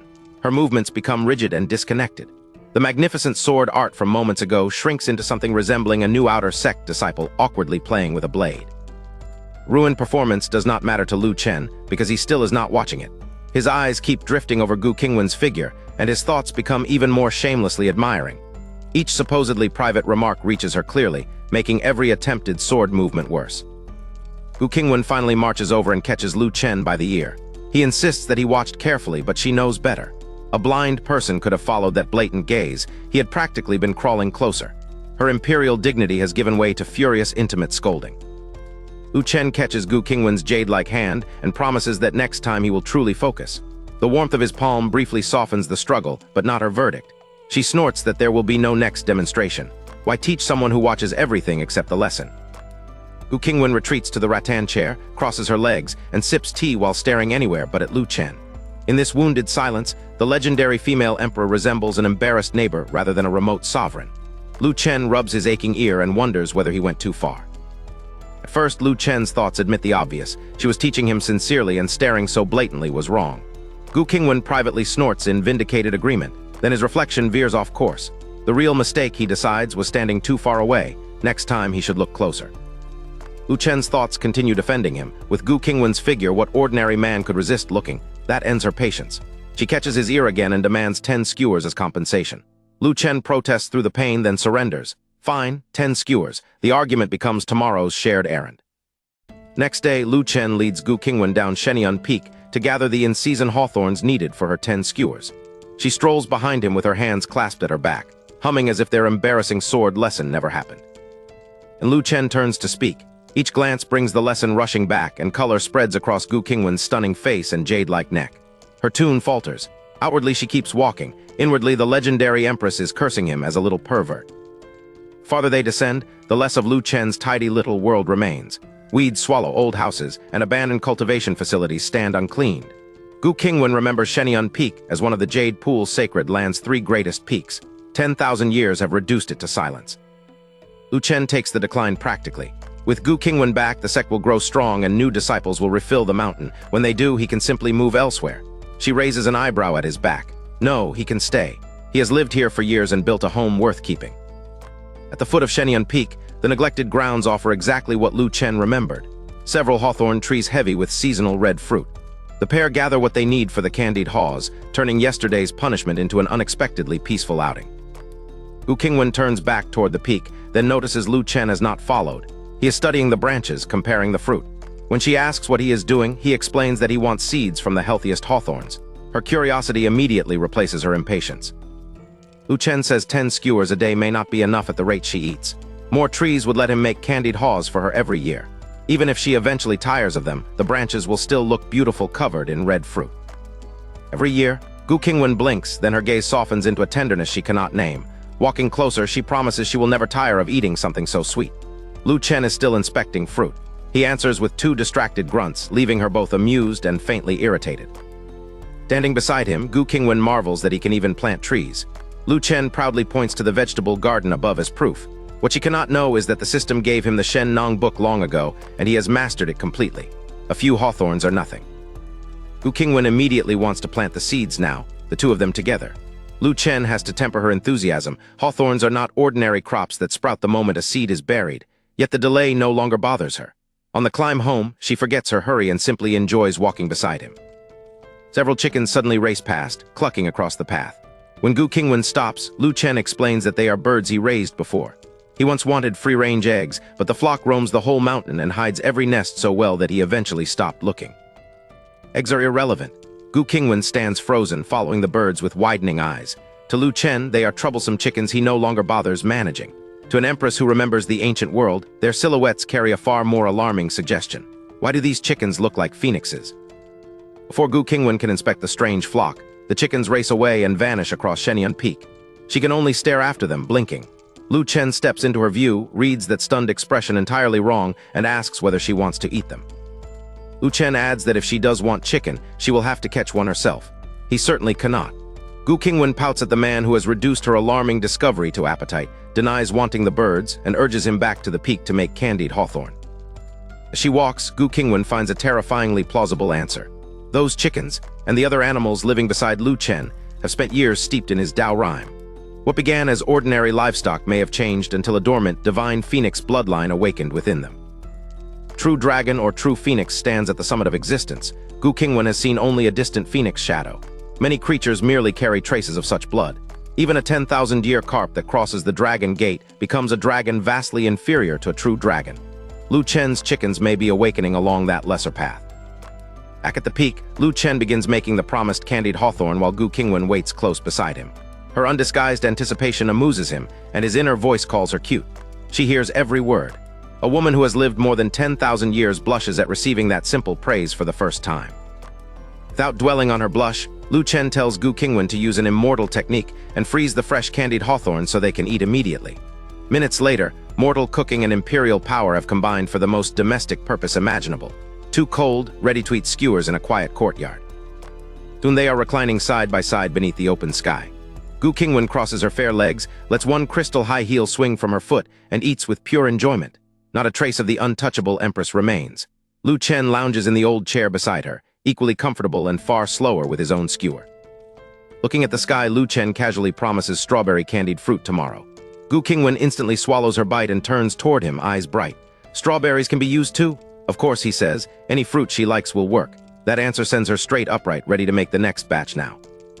New flavor sounds irresistible, but so do sweet and sour pork ribs. Gu Qingwan stalls, caught between eating strawberry candied fruit now and preserving room for lunch. Lu Chen watches the ancient empress wrestle earnestly with two cravings and cannot help finding the whole dilemma deeply amusing. Lu Chen asks why she is rushing. The strawberry version will still be there tomorrow. They have plenty of days ahead. Gu Qingwan goes completely still. His words are casual, but to her they sound like a future in which she will remain beside him, sharing meals one ordinary day after another. After several silent seconds, a strange, beautiful smile appears on Gu Qingwan's face. She reclines again, looks toward the sky, and softly agrees, there are plenty of days ahead. Lu Chen sees only that she has stopped demanding strawberries. He sets aside his half-eaten skewer and prepares to doze. Lunch can wait. Lu Chen is not hungry, and Gu Qingwan still has candied hawthorn. Then a bell rolls across the sacred land and jolts him awake. That signal means a VIP has arrived. Gu Qingwan's chair is suddenly empty, but when Lu Chen turns the other way, he raises an eyebrow. What are you doing? Gu Qingwan has not vanished at all. She is standing beside Lu Chen, holding the half-eaten candied hawthorn skewer he set aside. The unexpected VIP bell leaves them staring at each other until she glances guiltily toward the main hall.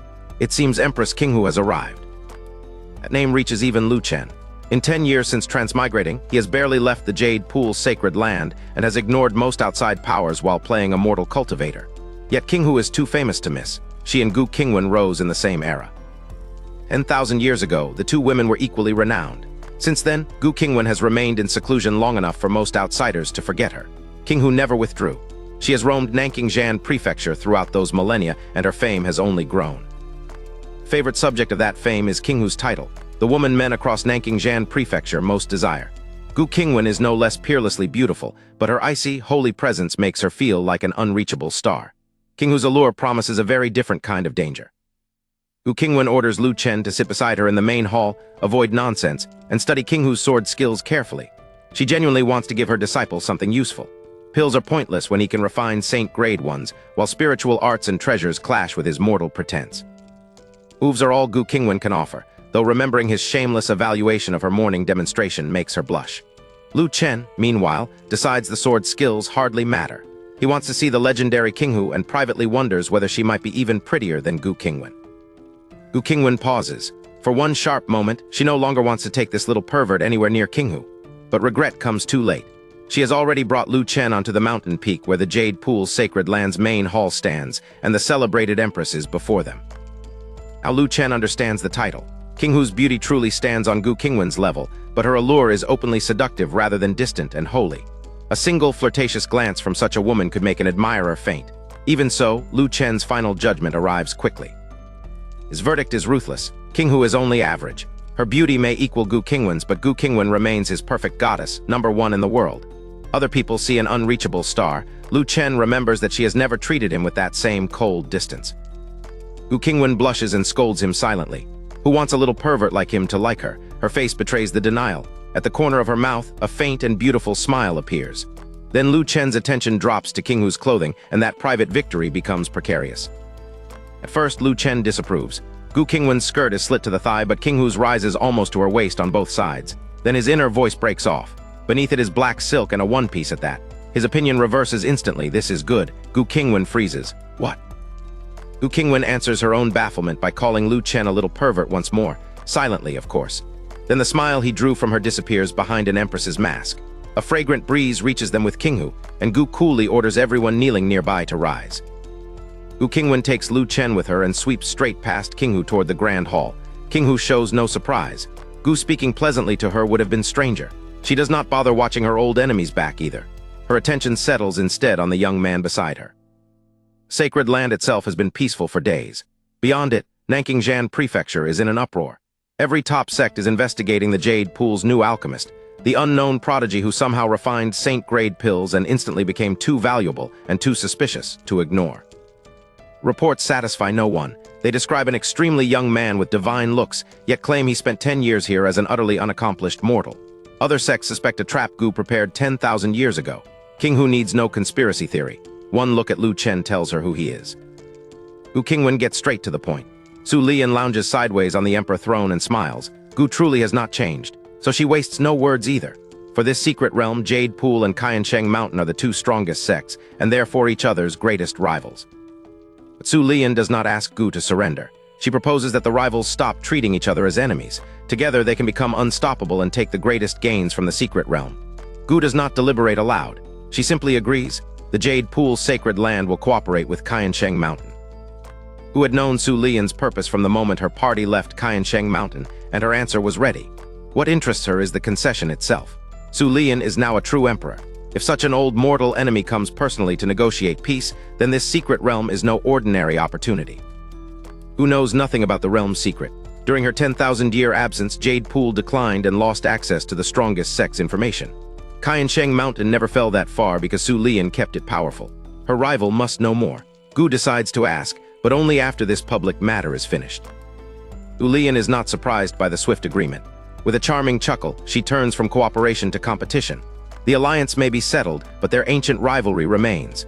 She confidently proposes that they determine whose sword cultivation is stronger, and that confidence immediately puts Gu Qingwan on guard.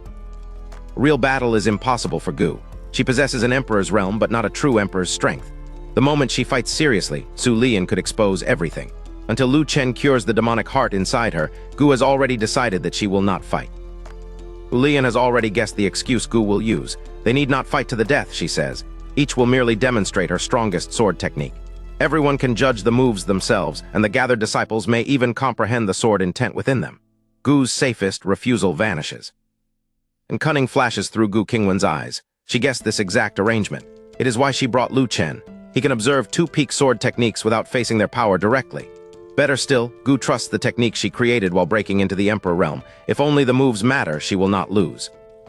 Su Lian has waited long enough. She appears in the center of the square, exhales a breath of turbid qi, and begins. Gu watches for the opening move that will confirm her advantage. Instead, the tiny trace of cunning disappears from her eyes. Astonishment replaces it. Su Lian is far too strong. Su Lian's opening move continues across the plaza. No spiritual blast announces it, yet everyone feels Tao surge through the air. Heaven and earth seem to change color around her, and Gu Qingwan's vanished confidence gives way to naked shock. Peaceful sacred land disappears beneath sword intent. In its place stretches a bone-chilling battlefield crowded with flashing blades and crossing sword shadows. The gathered disciples should recoil. Instead, excitement lights their faces. This is the treasure countless sword cultivators pursue for life.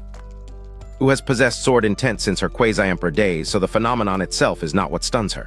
Su Lian is using no spiritual power and no mind cultivation technique. Every trace of intent comes from the moves alone. Gu cannot do that. There is only one conclusion. Su Lian's sword cultivation has entered the Tao. Gu draws a cold breath. 10,000 years ago, she and Su Lian were already rivals, but Gu had always held the upper hand. Whenever Su Lian neared her, Gu advanced again. Now that old balance has overturned. After everything that happened during Gu's seclusion, she may no longer be Su Lian's match. Gu stops brooding over who is ahead. For this moment, her mortal enemy becomes someone worth appreciating and studying. She follows each transition carefully. If Su Lian's performance can expose the missing piece in Gu's own sword technique, then pride is a poor reason to look away. Sequence is dazzling, gorgeous and vibrant, as unmistakably Su Lian as her own presence. Yet beauty never weakens its force. Every move carries an overwhelming, invincible aura. Gu calculates the suppressed scale. Driven by Su Lian's cultivation and full spiritual power, a single strike could make the entire Nanking prefecture tremble. Gu remembers why Lu Chen is beside her. She brought him here to observe and learn.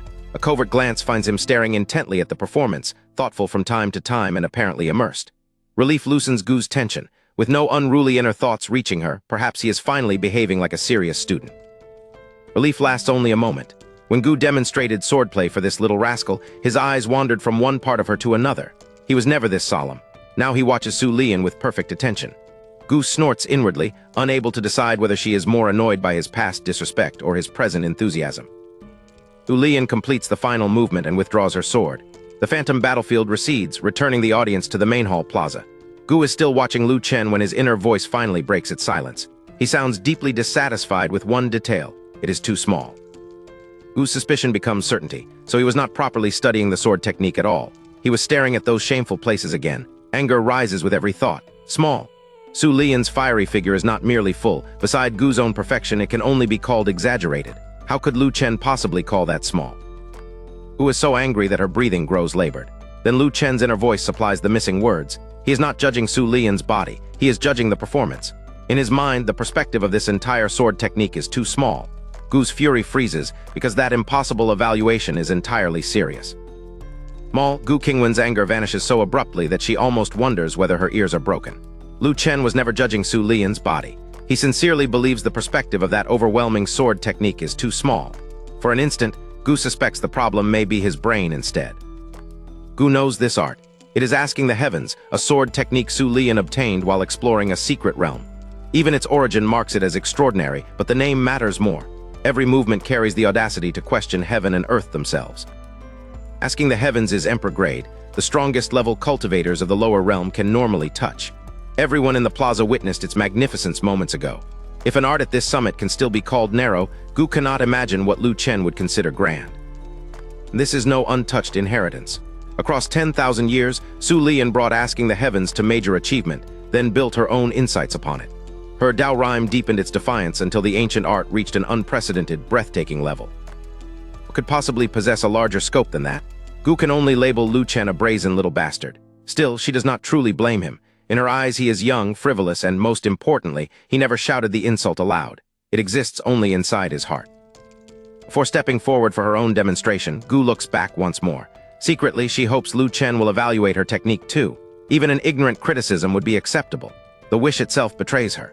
Beneath all her dismissal, she has begun to value what this supposedly foolish child sees. Su Lian does not let Gu retreat into thought. With her head raised in open provocation, she asks what the Empress of Yiachi thinks of the performance. Then she sharpens the question. Does Gu still believe that both Su Lian and her sword technique are small-minded? The outside world invented a cleaner story. Two peerless talents refused to accept each other and gradually became mortal enemies. The truth is smaller and more personal. Their hatred began when both were ordinary sect disciples, less than 100 years into cultivation and nowhere near their future thrones. Su Lian can barely remember what started that argument or who was right. She remembers her own sharp tongue. Uninhibited and furious, she scolded Gu for nearly half an hour. Gu endured it without expression, offering no reply until Su Lian finally began to run out of words. Only then does Gu answer. Coming from a small and insignificant background, she says, Su Lian is sharp-tongued, small-minded, and without upbringing. The words are brief. Gu's high, indifferent contempt makes them cut deeper than the entire tirade that preceded them. Su Lian still remembers Gu's expression as clearly as the insult, the arrogance, the disdain, even the sense that sharing the same air was beneath her. What Gu called a lack of upbringing had been survival to Su. Someone from her background might have starved within half a month by behaving properly. Gu remembers the same quarrel without regret. Su Lian had attacked her like a shrew for nearly half an hour. Was Gu forbidden even one reply? If time reversed and placed them on that day again, Gu would say the same words. She would not withdraw a single one. Yet pride does not provide Gu with an answer. She cannot call Su Lian's performance poor. Everyone here has eyes, and her own demonstration would only expose the lie. But praising Su Lian would feel like bowing to her. For Gu Qingwan, that is equally impossible. Gu Lian keeps watching, certain she has trapped her rival. Gu remains silent, caught between honesty and pride. Then a voice that no one else can hear enters her ears.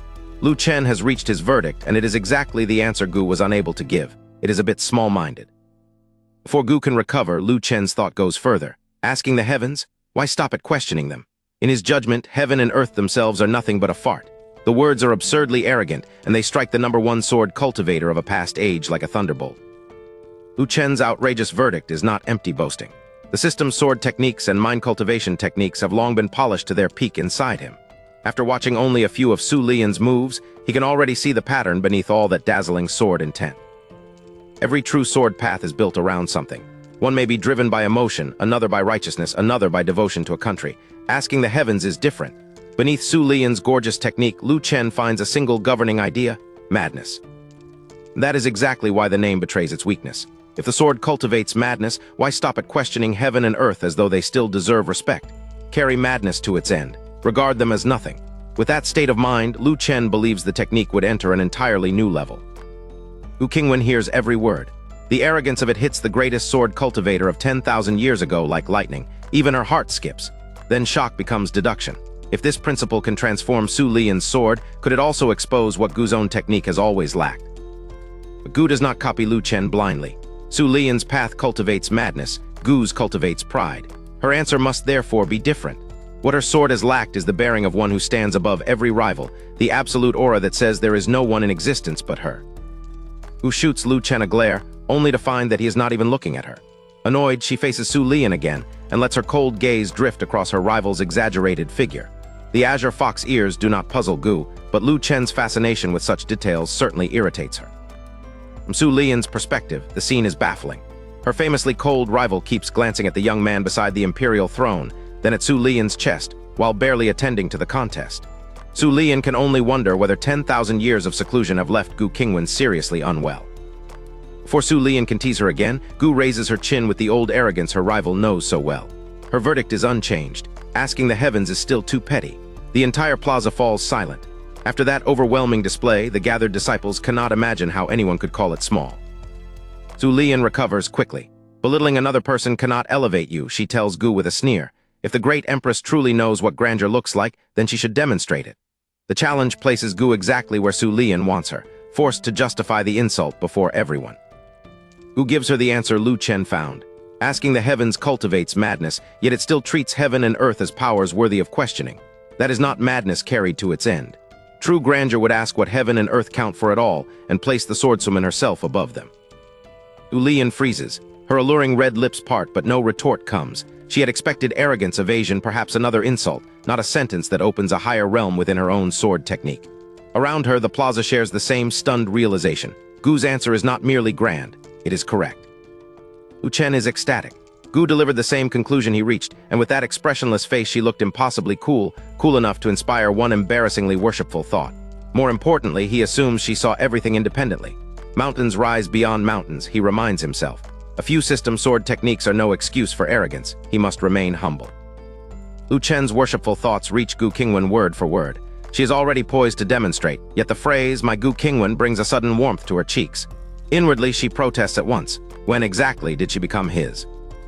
Gu knows the truth. She saw none of Su Lian's flaw herself. She merely repeated Lu's words. Then she finds the perfect excuse. They belong to the same sacred land, so they are family. If this little rascal calls her an old woman every day, borrowing one answer makes them even. Su Lian is still reeling. Gu's single explanation has opened her understanding of her own sword technique by several realms. The answer is not merely persuasive, it is enlightening. Yet Su is too sharp to surrender her judgment along with the contest. Something about this revelation feels wrong. Su reconstructs the previous exchange. While demonstrating, she had watched Gu specifically, eager to see an old rival feel inferior. Gu hit it well, but Su still caught her shock. If Gu had already understood the technique at this level, that reaction would never have appeared. The answer is right. Gu is the inconsistency. Su's attention shifts to Lu Chen. Appearances mean little here. Emperors like her and Gu can still resemble women in their 20s or 30s. Bone age cannot lie. Lu's is no more than 100. He is not some hidden master who has cultivated in secret for 10,000 years. Perhaps Lu is a reincarnated powerhouse, Su dismisses that possibility too. At this distance, her Emperor senses would catch the telltale aura of reincarnation, however faint. There is none. Lu is exactly what he appears to be in one crucial respect, someone who began cultivating only recently. Su can explain Lu's alchemy only by imagining a supreme legacy or a child of the heavenly Tao who achieved in 10 years what others need 10,000 to accomplish. But even that strains belief. No one should reach such heights in alchemy and also possess this level of sword understanding in the same 10 years. Before Su can resolve the mystery, Gu Qingwan moves. The plaza quiets around her opening stance. She draws out the sword path she has just completed within her mind, testing whether Lu's principle can truly fill the missing core of her pride. The opening move alone intoxicates everyone present. Gu's familiar aura remains ethereal and holy, but now another concept rises through it, aloof, absolute, and proud between heaven and earth. It does not merely proclaim her strength. It makes the whole world seem inferior in comparison. Under that sword intent, every observer feels reduced to a grain of sand, a blade of grass. Gu Qingwan seems less like one cultivator among many than a vast galaxy before which all other existence is insignificant. For one dangerous instant, even Su Lian accepts that crushing comparison. Gu snaps free and banishes the thought at once, but alarm remains. Gu's sword intent can affect another emperor. Gu feels that terrifying force too. Seeing the surrounding faces, she keeps her outward composure while delight erupts inside her. It worked. Lu's principle truly completed her sword path. Gu secretly turns toward Lu Chen. Is he satisfied? Did he find some flaw? His inner voice answers with complete sincerity and not one word about swordsmanship. Gu Qingwan is simply too beautiful. Why watch sword techniques, he wonders, when the person performing them is so much better to look at. Demonstration is still underway in the main hall plaza. Gu Qingwan hears Lu Chen decide that she is far more worth watching than her swordsmanship. Color touches her face, but only for an instant. There will be time to deal with that shameless thought later. For now, she fixes her mind on the sword path he helped her complete. Her later movements climb beyond ordinary swordplay. Each one feels colder, higher, and more remote than the last, like spring snow above an unreachable mountain. The gathered cultivators can no longer imagine measuring themselves against her. They can only look up. When Gu finally completes the sequence, the victor is obvious before anyone speaks. Gu sheathes her sword and walks straight to the stunned Su Lian. Her question is mercilessly simple. Who won? Su needs a moment to recover, but she does not hide behind excuses. 10,000 years ago, Gu had usually trailed her by a single move. This time, Su grits her teeth and answers honestly. Gu won. Gu does not gloat. She knows this victory belongs as much to Lu Chen's insight as to her own execution, and she will not use another person's gift to put on airs. She simply declares the matter settled. Su keeps her word and turns to the next concern. She will go into seclusion while the secret realm matter waits. Gu turns to Ling Yin, the current Holy Lord of Yachi, and orders her to arrange accommodation for Empress Qinghu. Ling Yin immediately invites Su to follow. The Qiansheng mountain disciples depart behind their empress, but Su pauses long enough to give Lu Chen a searching look. Whatever he appears to be, she is certain something about him is strange. Lu watches Su leave too, but his thoughts contain no grand secret or strategy. He only wonders what her fox ears would feel like to touch. Gu's voice cuts in beside him. Everyone is already gone, so has he still not seen enough? Lu turns to find her arms crossed, one eyebrow raised, and amusement hiding inside the accusation. Gu ends the awkward moment by grabbing the back of Lu's collar and carrying him into the air toward Shenyun Peak. Mid-flight, she calmly asks whether he learned what she just demonstrated. Lu answers, honestly bewildered, "Learn what?" Gu nearly drops him.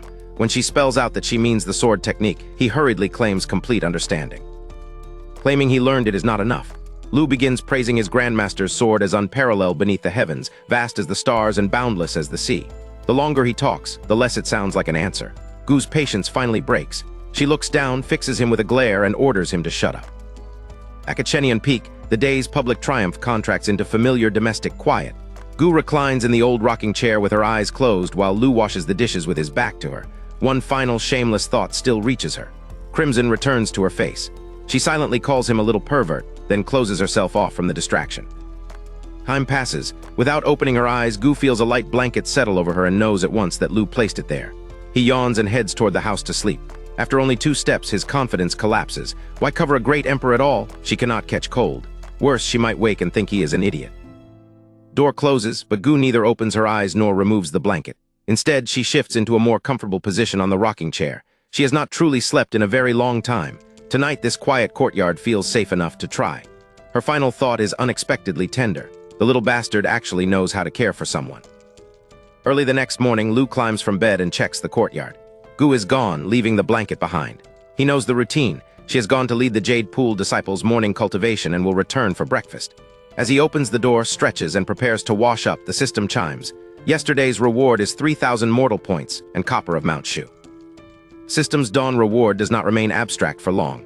In his Shenyun Peak courtyard, Lu Chen reaches into his spatial bag and pulls out the copper of Mount Shu. It is bright yellow, shaped like an oversized gold brick, as long as his arm and surprisingly heavy. Lu Chen knows little mythology, but the system once supplied entire books on artifact refining. They contain the Qingwan sword's method, materials, and craftsmanship. More importantly, he has already cultivated the system's craftsmanship manual to perfection. With this copper, he truly could forge the sword himself. There's only one problem. Lu Chen already owns a Qingwan sword. The system rewarded it 4 or 5 years ago after another mission stage. He cannot tell whether it is authentic or a replica, but it is viciously sharp. For several days, every tall blade of grass on Shenyun Peak paid the price. That old sword has gathered dust ever since. Lu Chen's conclusion is simple. A weapon cannot rescue a weak wielder. Give a kitchen knife to a 3-year-old and his father can still kick him under the sofa. Personal strength matters more. Forging a second Qingwan sword would be pointless. But what should a mortal do today? Lu Chen finally admits that eating and sleeping all day was hardly enlightenment. He could turn over the vegetable garden below. Not that it needs much care. Perfected Shenong lets him bury 2 seeds, ignore them, and return whenever vegetables are ready to pick. Soft sound enters the courtyard. Lu Chen turns, already asking why Gu Qingwan returned so quickly, then stops mid-sentence. The visitor is not his grandmaster. It is Empress Gu, Su Lian, looking as graceful and captivating as yesterday in a black open-work coat. Lu Chen never worries about looking too long at Gu. At worst, she pulls his ear and nags. Su Lian is different. Even someone who ignores outside affairs has heard how ruthless she can be. He immediately adopts a respectful face and explains that Grandmaster is teaching Jade Pool disciples in the main hall. Lu Chen wonders why an empress who announced seclusion yesterday has returned so soon. Su Lian advances with seductive eyes and a charming, drawn-out greeting, "Little brother." Yet before her approach can unsettle him, the bright yellow metal in his hand claims her full attention. Su Lian, the metal radiates a terrifying Saint Dao aura, pure enough to annihilate worldly evil. Her first explanation is Gu Qingwan. When did her old rival acquire something of this level, and why entrust it to this young man? Unable to solve that mystery, Su returns to her real purpose, the sword technique. Before Su Lian can ask, Lu Chen turns toward the kitchen. She may sit until Grandmaster returns. He is making breakfast. He is polite, not submissive. He does not depend on this empress. Left standing behind him, Su raises an eyebrow. A man unmoved by her charm is so unfamiliar that she questions his orientation. Su Lian is still wondering whether Lu Chen is playing hard to get. No young man under 100 should be this indifferent to her. She starts after him toward the kitchen, only for Gu Qingwan's emotionless voice to stop her at the threshold. Gu smoothly claims she came to discuss the secret realm. Gu answers with open disdain. She knows Su wants the truth behind yesterday's sword technique. Su may follow Lu Chen, but she may ask nothing and try none of her usual tricks, or Gu will fight her to the death. Gu had spent the night considering whether to drive Su away. She chose not to. Lu Chen is not her property, and she has no right to select his friends. But respecting his freedom does not mean letting Su expose the sword technique's connection to him. Gu still cannot explain why Lu Chen's inner thoughts reach her. Since he constantly speaks in his heart about pretending to be mortal, she suspects her own presence may already disturb his cultivation. That cannot be undone. What she can prevent is another outsider interfering, even if Su is stronger and resistance costs Gu her life. Watching Gu's back, Su understands that this is unprecedented. The Gu Qingwan she knew stood above everyone like a divine statue, worshipped, remote, and unwilling to look down at ordinary suffering. Yet that same woman now protects Lu Chen with her life. Once breakfast is ready, Gu and Su sit with bowls of plain white porridge. Lu Chen does not join them. An idea struck him while cooking, and he is already tinkering with the towering bagua furnace to make tools for later. Su takes one curious spoonful and freezes. The porridge contains Dao rhyme. And Lu Chen places the copper of Mount Shu into the bagua furnace. The instant refinement begins, the material stops concealing its nature. Its saint-grade aura erupts at full strength. Gu's spoon halts. Su forgets the porridge. Both turn toward the furnace in disbelief. The aura does not stop at Lu Chen's courtyard. It shrouds the entire Jade Pool sacred land. Grass, trees, beasts, and cultivators bathe in it and begin advancing wildly. At the center of this miracle, Gu and Su can only imagine a heaven-defying saint-grade divine artifact taking shape. But Lu Chen notices none of it. With half his body inside the enormous bagua furnace, he simply keeps hammering.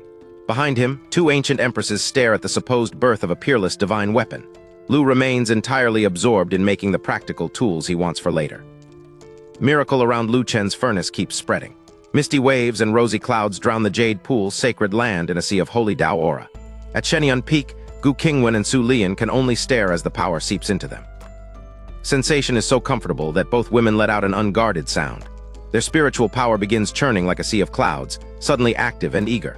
Whatever Lu Chen is making, its birth is already benefiting two figures who stand near the world's summit. Gu already knows Lu Chen can perform alchemy. She never imagined he could also refine artifacts at this level. The two crafts may both use a cauldron, but they are as different as sword and blade techniques. Su reaches the same impossible question: what exactly can this man not do? There's no time to solve that mystery. Rolling black clouds swallow the radiant sky within moments. A heavenly tribulation has come for the refinement, and Lu Chen is still below it, working as though nothing has changed. Gu and Su turn from astonished witnesses into his shield. Gu glances at the tribulation, drains her bowl of white porridge, and launches into the air in cyan-red light. Halfway up, she stops. One precious pot remains. She drops back down, gulps every last mouthful, then rises again, this time fully satisfied and ready to face heaven. Gu and Su stand back to back upon the sacred land's rays of light. Su smiles at the absurdity of fighting beside her old enemy. Gu coldly tells her she can leave if she dislikes it. Su only chuckles. She cannot let Gu be the sole good person today. Clouds answer with a deafening rumble. A silver lightning snake tears straight toward the Bagua furnace. Su moves first. Emperor and lightning cross the distance in an instant, and she meets the strike head-on, entirely certain that a heavenly tribulation can no longer harm someone beyond heaven's ordinary rules. Her certainty lasts less than a heartbeat.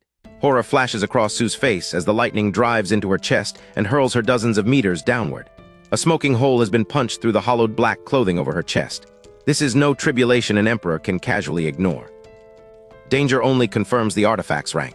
Once the Holy Tao tribulation has been endured, the two women descend with their expectations higher than ever. If a current era divine weapon was born here, every future account of it would begin with the Jade Pool's sacred land. Instead of a majestic master awaiting his creation, they find Lu Chen's backside. Half his body is still arched inside the enormous furnace. Su raises an eyebrow and asks whether Gu's family performs alchemy this way too. Gu has no answer, and even blaming his mortal act does not make the posture sensible. Lu finally backs out, but he is not carrying one artifact. His arms are filled with a whole pile. Gu and Su lean forward despite themselves. The Holy Tao phenomenon and the tribulation promise something peerless, so each unfamiliar shape in his grasp seems capable of becoming a legend. And the shapes come into focus. No sword, no majestic divine treasure. Lu Chen is holding 3 forks and 3 thin sticks. After a sect-wide miracle, an emperor-wounding tribulation, and dreams of glory lasting hundreds of thousands of years, Gu Qingwan and Su Lian can only stare, completely dumbfounded. Smoke clears, and the products of Lu Chen's world-shaking refinement are finally visible. He stands beside the black Bagua furnace looking less like a legendary artificer than a farmer. 3 thin sticks in one arm, 3 forks almost as tall as a person in the other. Gu Qingwan stares at the thin sticks and asks what they are for. Lu pauses as though the answer should be obvious, then proudly announces that they are fishing rods. Surely neither empress has ever fished, he says. What boring lives they must have led. Lu drops the other equipment, grips one rod and whips it back and forth before their faces.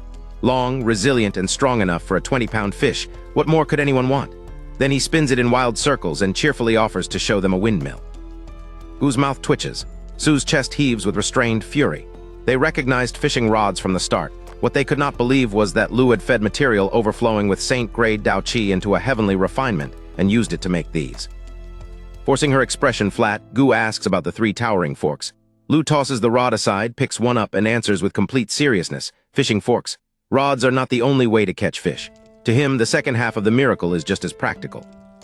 Having solved the mystery to his own satisfaction, Lu invites both women to try the equipment with him. Gu rejects the idea.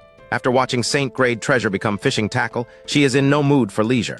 Lu, however, treats her refusal as the beginning of negotiations. Lu drives the fork into the ground, walks to Gu's side, and takes her smooth arm. That is exactly why she should come, he insists. Once she immerses herself in fishing, she will understand the fun. Then he adds with astonishing confidence that he has never lied to her. Gu snorts. Inwardly, she calls him a little bastard who has lied more than enough, yet his pestering wears down her refusal. At last, she purses her lips, glares at him, and compromises. She will go, but only after she finishes eating. Lu instantly releases her and waits. Su Lian can barely reconcile this woman with the Gu Qingwan she knew. Gu once acted as though even the air might soil her, yet she let a man pull her arm and persuade her into something so trivial. Stranger still, Su caught a hint of pampering in Gu's eyes. Soon Gu finishes eating and rises, already committed enough to ask where they are going. Lu gathers a rod and fork for her. At the foot of Shenyun Peak, he explains, there is a small stream that belongs to his private routine. and he never comes back empty-handed. Lu makes it clear that she intends to come as well and takes hold of the offered equipment. Lu sees no problem. He forged 3 sets from the beginning, including one for her. He releases the rod and fork and turns to retrieve another pair for Gu. Delicate moan catches Lu from behind, followed by a thud. Su has fallen with the fishing rod clutched in her hand. Her long black silk-clad legs spill through the waist-high slit, and fear mingles with pain on her face. Lu's thoughts nearly leave his body. Gu does not rush to help. She looks down coldly and asks whether she did not already forbid Su from using such tricks on Lu. After 10,000 years apart, Gu says, Su's methods have become clumsy, or perhaps the men of this prefecture have simply become easier to bewitch. Inside Lu's head, alarm becomes delight.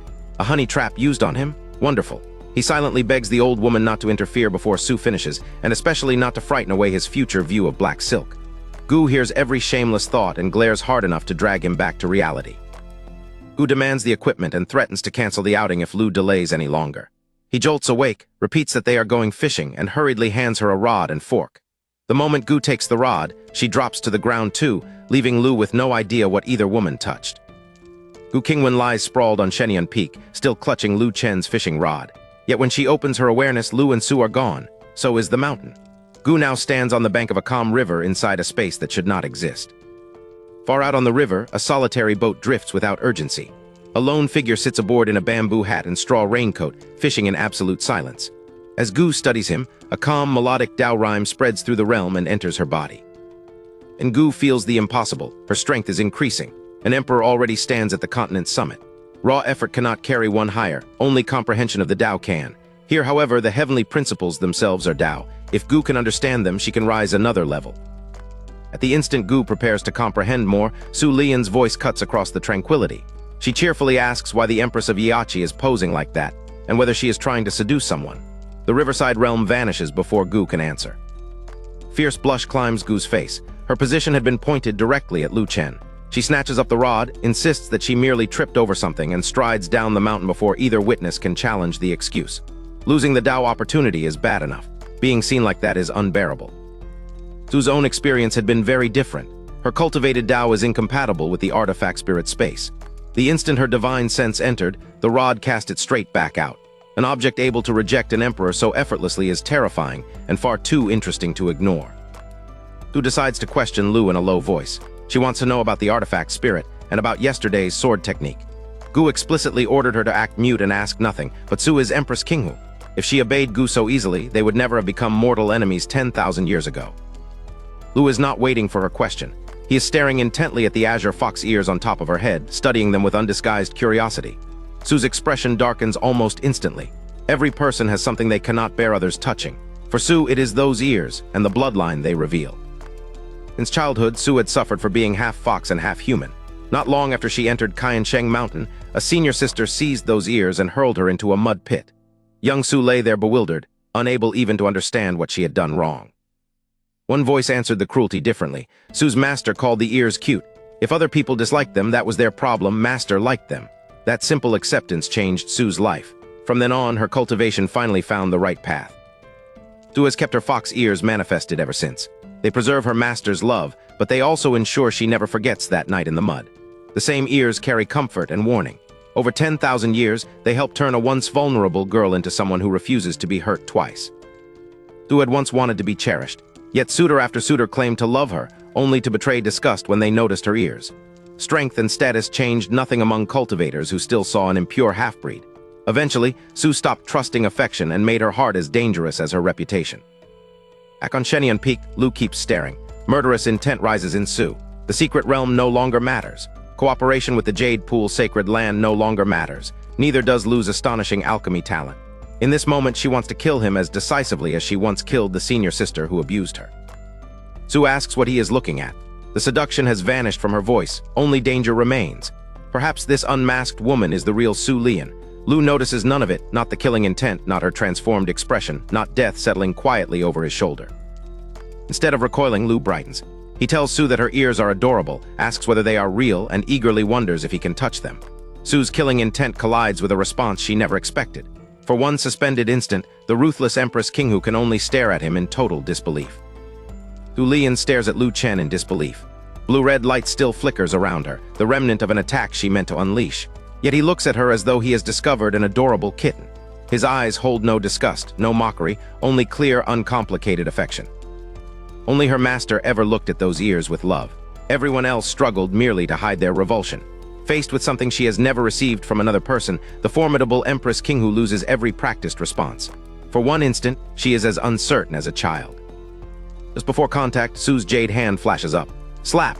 She knocks his hand aside, then rebuilds her pride with sheer volume. She is Empress Qinghu, she declares, the strongest person in Nanking-Jan Prefecture. Even Gu Qingwan's protection will not save him if he keeps provoking her. Su orders him to get lost, but the threat lands more like an angry elder sister's tantrum than an execution decree. She snatches up her fishing rod, turns away with a cold snort, and leaves Lu staring after her. He cannot understand why a simple request made her so furious. Gu Qingwan understands more than Lu does. When she first met Su 10,000 years ago, Su was straightforward and simple. Only later did that alluring smile become an unreadable mask. Gu never learned what changed her, yet this flustered, schemeless reaction looks remarkably like the woman Su used to be. Gu has never made a habit of caring about anyone else's hidden wounds, and she does not begin now. Her conclusion is practical. If Su bears Lu no hostility, Gu will bear Su none. Lu barely hears her. His line jerks, and every other concern vanishes beneath a sudden bite. Lu shouts for the basket. A big fish is on the line. Gu blinks, abandons her own rod, and hurries to help. The struggle ends with a heavy fish flopping above the bank. Lu's first instinct is not to secure it, but to hold it up proudly for Gu to admire. Am I amazing? Lu asks, radiant. A gentle smile slips across Gu's face before she can hide it. She restores her usual expression and answers with a flat, amazing. But she keeps watching him. In all their days together, she has never seen him smile this happily. Lu and Gu settle seriously back into fishing, absorbed in the simple pleasure. Su finds none of it charming. At last, she flings her own rod onto the bank and calls it junk. Then she condemns both of them as lunatics, steps into the air, and disappears from the canyon. The canyon is so quiet that Su's insult lingers after she is gone. Lu blinks, then turns to an equally curious Gu. He has found an explanation for Su's sudden temper, and immediately proves he should have kept it to himself. Aren't both women old enough, he asks, to have stopped having that? Gu asks what exactly is supposed to have stopped. Then understanding arrives. Her face burns crimson. Cultivators do not have those things, she snaps, and age has nothing to do with it. Seconds later, Lu's screams fill the stream as she seizes his ear. He apologizes frantically and begs her to let go. On the stream bank, Lu Chen sits apart and rubs the ear Gu just punished. He grumbles that if she wants to lecture him, she should use words instead of her hands. Gu fires back that next time. He should try speaking like a human. Lu grimaces and promises he will never dare again. Gu knows she barely used any force, yet his performance still makes her reach out to soothe him. Then his inner voice gives him away. It does not hurt at all. And yes, he absolutely plans to do it again. Ulian has not gone far. On a cliff directly above the stream, she has kicked off her high-heeled jade shoes. Her black silk-covered feet sway over the edge, but her gaze is fixed listlessly on the sky. The anger below has given way to something much lonelier. Her nose stings. Su misses her master, Grandmother Qinglan, the only person she believes ever truly loved her. 3,000 years ago, Qinglan failed to reach the quasi-emperor realm and perished beneath heavenly tribulation. Since then, Su has never again felt like someone else's cherished child. Su gives a bitter little laugh. Gu Qingwan grew up pampered, adored, and revered. Su did not. Today, one sentence from Lu Chen has pierced defenses that survived 10,000 years, leaving her feeling like the little girl once thrown into the mud. Even so, she refuses to cry. Lu's miserable cry and Gu's embarrassed scolding rise from below. Instead of distracting Su, their voices make the loneliness worse. She considers simply leaving. In the end, she stays and summons a white jade flute into her hand. Flute is one of Qinglan's mementos. As her master was fading from the world, she wiped Su's tears and offered a gentle promise. Whenever Su missed her, she could play, and Qinglan's soul would return to visit. It was meant to comfort her, but Su believed every word. One regret poisons that comfort. When Qinglan tried to teach her favorite song, Su cared only about becoming stronger.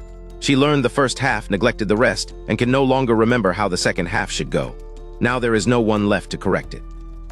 A lingering melody spreads across the foot of Shenyang Peak.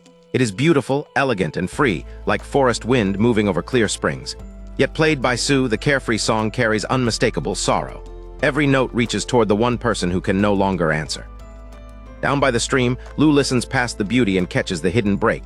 The first half and second half do not share the same compositional hand. Gu doubts that he can know such a thing. Lu raises an eyebrow and offers to prove his musical skill with a performance that afternoon. Lu never finishes. A light landing sounds behind him, followed by Su's urgent demand. How did he hear that the two halves were composed differently? He turns to find her standing on the ground without her shoes, black silk still covering her feet and the white jade flute in her hand. Lu's gaze dips first and he swallows. Then he notices the flute and realizes the obvious. Su played the song he just criticized. His face turns solemn in an instant. Thumb raised, he declares it the finest divine song in the world, wonderful, truly wonderful. Gu Qingwan watches Lu Chen's miraculous change of face in speechless disbelief. Then she appears behind him, catches his collar, and pulls him firmly into her embrace before Su Lian can press him further. Gu dismisses Lu as an ignorant child who never knew the piece was Su's. For compensation, she offers Qiansheng Mountain one stalk of the Millennium 7 colored lotus when it matures. Su refuses the heirloom coldly. She is not angry. What surprises Su is not the offer, but Gu defending another person for the first time. She fixes her attention on the young man in Gu's arms and asks the question that matters. Is Lu Chen truly proficient in music theory? Lu is so comfortable against the tall Gu that his thoughts drift toward taking a nap. Gu hears every word. Her face flashes crimson and she pinches his ear with shy irritation. Jolted awake, Lu hastily claims he understands only a little. Lu reconsiders the piece and catches a crucial mismatch. It should be played on a gyukin, not a flute. Su's eyes bright. Her master did use a gyukin, but Su learned only the flute. When she asks if Lu can play, his caution turns instantly smug. Of course he can. Lu takes Qingyun, another gift from the system, out of his spatial bag. He sits cross-legged on a bluestone with the gyukin on his lap and proposes a practical method. Su will hum, he will play, and she will mark every note that needs revision. Lu clears her throat and begins with complete confidence. By her second note, Lu knows something is terribly wrong. The melody dissolves into an indecipherable chain of hums and stray syllables while his hopeful concentration becomes silent horror. He wants the entire attempt destroyed. When the performance ends, Lu can no longer pretend the method will work. He admits he has no way to help, carefully slips around the stunned Su and returns to his fishing rod. He chooses a place near Gu, where he knows he is safe. Time passes, but Lu cannot forget the figure behind him. He secretly looks back again and again, 7 or 8 times, and always finds Su sitting in the same dejected place. Her disappointment is genuine, and his attempt to ignore it grows less convincing with every glance. Lu finally grits his teeth and stands. He complains that Su is unbearably annoying, always sitting there looking pitiful, and then declares that he will help. Lu is no ruthless egoist. He is an ordinary emotional mortal, and when help lies within his abilities, he cannot remain cold. Beside the stream, Su Lian is still crouched where despair left her. Lu's earlier refusal had offered hope only to tear it away, draining her strength and pulling her thoughts back toward her lost master. Now she looks up blankly at his abrupt promise. Can he truly help? Gu Qingwan is not surprised that Lu relented. She heard every turn of his thoughts. What interests her is his method. What infuriates her is his private calculation that, even if Su attacks him, the old woman beside him will certainly protect him. Shameless little bastard. Light returns to Su's eyes all at once. She springs upright, closes the distance, and asks how Lu intends to help and what she must do. Lu sets down his fishing rod. His teasing manner disappears. When he answers, he is entirely serious. Grandmother Qinglan loved zither music, Lu reasons, so this unfinished song cannot be their only clue. If Su can name the other pieces her master favored, he can compare them, discover the musical habits behind them, and rebuild the missing composition one note at a time. Lu answers as if it were obvious.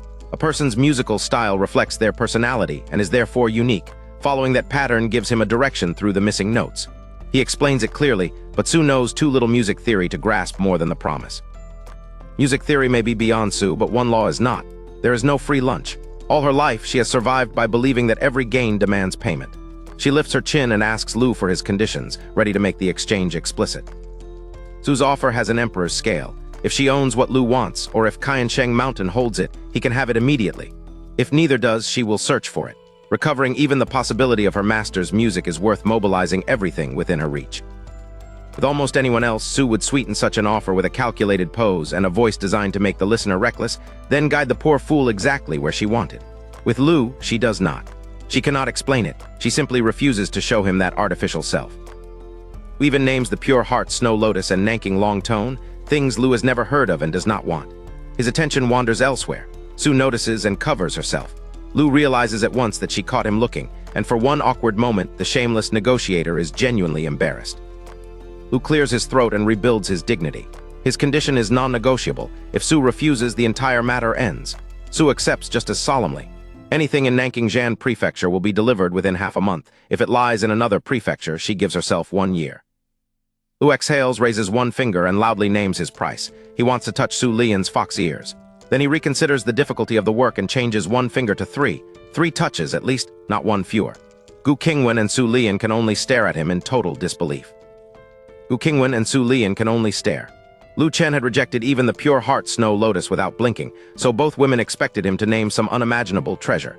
Instead, his solemn, non-negotiable price is 3 chances to touch Su Lian's fox ears. Gu follows Lu's gaze upward and realizes he is completely fixated on her ears. As if betraying her, they twitch twice. Lu's heart nearly melts on the spot. His naked delight is so sincere that a trace of crimson appears on the cheeks of a woman who scarcely knows how to blush. Lu plants his hands on his hips and urgently asks whether they have a deal. A stray thought about black silk almost distracts him, but the ears themselves are the prize. Su stands helplessly silent. The feature others despised, and that she learned to dislike herself, is being cherished without hesitation. Su cannot even explain to herself why 3 times feels unacceptable. Read all the way to her neck, she turns aside and murmurs so quietly that Lu almost misses it. Just once. The formidable emperor has reduced her counteroffer to a shy whisper, but on that single limit she remains stubborn. Lu's resolve softens. If he pushes an embarrassed emperor too far, he may lose even the 1 touch she offered. He grits his teeth and declares a final compromise, twice, once for each ear. Any more argument and he is going straight back to fishing. Su finds his sudden anxiety both irritating and funny. At last, Su purses her lips, looks away, and agrees. Lu lights up at once. She has promised, he reminds her, and an emperor cannot go back on her word. Su, crimson-faced, can only curse inwardly that no one but this strange man would treat such a thing like a priceless reward. The agreement is barely spoken before Lu calls for them to go and dart several dozen meters up the mountain. Su remains behind long enough to ask where. He looks back. The music books are in the house, so of course they are going to begin the score now. Then he races onward, urging her to follow. Lu and Su disappear up the mountain with their strange bargain settled, leaving Gu Qingwan beside the stream. The music can wait for them. The abandoned fishing tools cannot pack themselves. Gu gathers the gear, and her attention falls on the 2 fish baskets. Gu's own basket is empty. She released the fish she caught earlier. Lu's basket, however, still holds quite a few. Since the 2 of them could never eat so many, Gu squats beside it and decides to leave the largest fish for Lu, then return all the others to the stream. And Gu freezes. Across the fish in Lu Chen's basket, ordinary scales are changing, hardening into unmistakable dragon scales. Her calm vanishes as she stares into the basket. Why are Lu Chen's fish beginning to transform? Change in Lu Chen's basket is real. Hard, unmistakable dragon scales now cover the carp. Gu Qingwan is startled, but not wholly disbelieving. Shenyun Peak has already produced a chicken carrying a phoenix bloodline. Her first explanation is the dense Saint Dao aura that flooded the entire sacred land when Lu Chen refined his fishing rod that morning. Yet if the aura transformed this carp, why did the fish Gu caught in the same place remain ordinary? Gu remembers how Lu Chen used to bring every catch to her, proudly waiting while she praised him like an excited child. None of those fish had dragon scales. Whatever changed, it is recent, and it is bound specifically to him. Terrifying possibility strikes her. Could every fish Lu Chen catches now awaken a divine dragon bloodline? Gu stares at the carp and gasps. What in the world is that little brat cultivating to make an ordinary action produce this? Meanwhile, Lu Chen knows nothing about the carp. In his room on Shenyun Peak, he and Su Lian sit facing each other on the floor. A trace of her earlier blush remains while he lowers his eyes and calmly organizes stacks of music scores. Without looking up, Lu asks, "Can you remember anything else?" His collection holds the world's famous songs, and Su has already named many pieces her master liked. But titles alone are not enough. He needs the woman and the feelings behind them. Once Su begins talking about Qinglan, she cannot stop smiling. The calculation that marked her first meeting with Lu disappears from her eyes. She proudly offers memory after memory, even the tiny story of her master taking her out for sugar cakes years ago. Listening to her, Lu feels an old ache. He has lived happily in this world since transmigrating 10 years ago, yet in the quietest nights he still misses the family he left behind. Su's longing reaches a wound he rarely shows. Su abruptly realizes how much she has revealed to a man she met only yesterday. Then she sees Lu's expression. He is not indulging or judging her. He understands. For the first time, she senses that in this private loneliness, the 2 of them may be alike. Lu pulls himself out of the memory. People still have to look forward. From everything Su has told him and the scores spread around them, he selects roughly a dozen possibilities. He will play each one first and learn their shared feeling. Lu sets Qingyan before him and releases a slow breath. His earlier informality vanishes. He first settles his mind into the softness of the melodies, then opens his eyes with solemn concentration. Even Su cannot help noticing how different he looks when he becomes serious. First notes flow from Qingyan, soft, clear, and astonishingly moving. Lu does not merely reproduce a score. The music carries an untainted concept. Su listens from across the instrument, while the melody travels beyond the room and over Shenyun Peak. Back from the mountain foot, Gu reclines with clear tea, long legs crossed, listening beneath the morning sun. Such an untainted concept almost convinces her that Lu's fixation on black stockings was an illusion. Then his thought rings out. Su's figure is simply too large for any man not to look. The music stops. Gu grits her teeth. Not an illusion, little pervert. Restoration does not end with one beautiful performance. For the rest of the day, Lu Chen remains in his small music room with Su Lian, comparing her memories against his scores and testing each possibility on Qingyan. Their concentration leaves little room for anything or anyone else. Gu Qingwan stays for a while after returning, but Lu has no time to accompany her. Matters are piling up across the Jade Pool's sacred land, and lingering alone would accomplish nothing. With visible reluctance, its sect master finally leaves Shenyun Peak to do the work she has neglected. Privately, Gu has to admit she has behaved like an incompetent sect master, spending so much time around Lu Chen. Yet the admission carries no real regret. After 10,000 years of grandeur and struggle, she genuinely enjoys these quiet, leisurely days beside him. Gu's absence saves Lu one minor inconvenience. He does not have to cook for her. That convenience soon becomes negligence. He and Su remain so absorbed that, whenever hunger intrudes, they grab a few snacks and immediately return to the scores and the stubborn fragments in her memory. By the next morning, nearly 12 double hours have passed with Lu Chen and Su Lian alone in that small room. Both have red eyes. Su looks as though she has been crying. Lu's redness is less poetic. He simply stayed awake through the entire night. Those 12 double hours were not wasted. Lu places his sore fingers on Qingyan and plays the short passage they have recovered. It is only a fragment, but Su knows it immediately. Across thousands of years, the familiar melody of her master has found its way back to her. One fragment is not the whole inheritance. At their present pace, recovering all of Grandmother Qinglan's music will take at least 7 or 8 more days. Yet the scale of the task no longer frightens Su. The important question has been answered. Lu Chen truly can restore it. Su Lian has survived too much to trust easily. Doubt is her armor, but that distant, familiar tune reaches beneath it. Her eyes redden with an emotion she cannot name, and when she finally speaks to Lu, the habitual provocation in her voice has softened into exceptional gentleness. Lu naturally chooses this tender moment to remember his reward. When he makes clear just how much he likes her fox ears, Su's blush spreads all the way down her fair neck. Head lowered, fingers twisting the corner of her clothes, she asks if he truly likes them that much. Lu answers without hesitation. Anyone who would not like them must be out of his mind. Then he pushes his luck and asks for one touch as advance payment. Su jolts, looks up with a face full of blush, and refuses. Their agreement was clear only after the work is finished. Lu decides the best things can wait and stands to stretch before starting again. Su immediately stops him. She tells him to listen to Big Sister and go rest. Her master's music is not urgent enough to justify making himself ill. This time, her concern is impossible to mistake. Lu is tired, and Qingyan's sturdy strings have left his fingers sore after a full day of playing. Still, he does not head for bed. He raises an eyebrow at Su and demands better terms. For work this exhausting, he insists, only 2 promised touches are a terrible loss. Lu finds him both infuriating and funny. She was protecting him, yet he has turned that concern into leverage. When Lu then says he still needs to make food before sleeping, her displeasure reveals an obvious suspicion. He reassures her. No, the main reason is to make some for her too. Shy now, Su claims Big Sister is not hungry and gently pushes Lu toward bed. He finally explains the real problem. He missed breakfast yesterday, ate nothing but snacks, and may not get back up if he lies down without food. Su freezes. In all her emotion and concentration, Big Sister forgot. Dawn finds Lu Chen still hungry and barely standing after the all-night music session. Su Lian pushes aside her embarrassment and smiles. Big Sister will help him cook, she says, and he should finally taste her cooking too. Su reminds him that she came from hard times, unlike the pampered Gu Qingwan. Then her confidence slips. She has not cooked for years, so he must not laugh if it tastes bad. Lu solemnly agrees, then adds that bad food will cost her one more touch. Crisp chime sounds inside Lu's head. Yesterday's mortal value, plus 12,890. It is his first day above 10,000, and the system immediately deposits a named reward into his spatial bag, True Extreme Saint Silkworm Silk. Total seems absurd until Lu reviews yesterday. Wanting black stockings, thoroughly mortal, craving a beast-eared beauty, obviously mortal, staying awake all night, mortals do that too. His shameless desires and terrible sleep habits have accidentally produced a record score. Su gets to work. The courtyard kitchen was arranged for Lu's height, so every low task forces the tall Empress to bend. In thin high heels, the repeated motion is distinctly uncomfortable. She says nothing and finishes his breakfast anyway. Even now, Lu does not eat. He reheats the empty stove and asks for a few more minutes.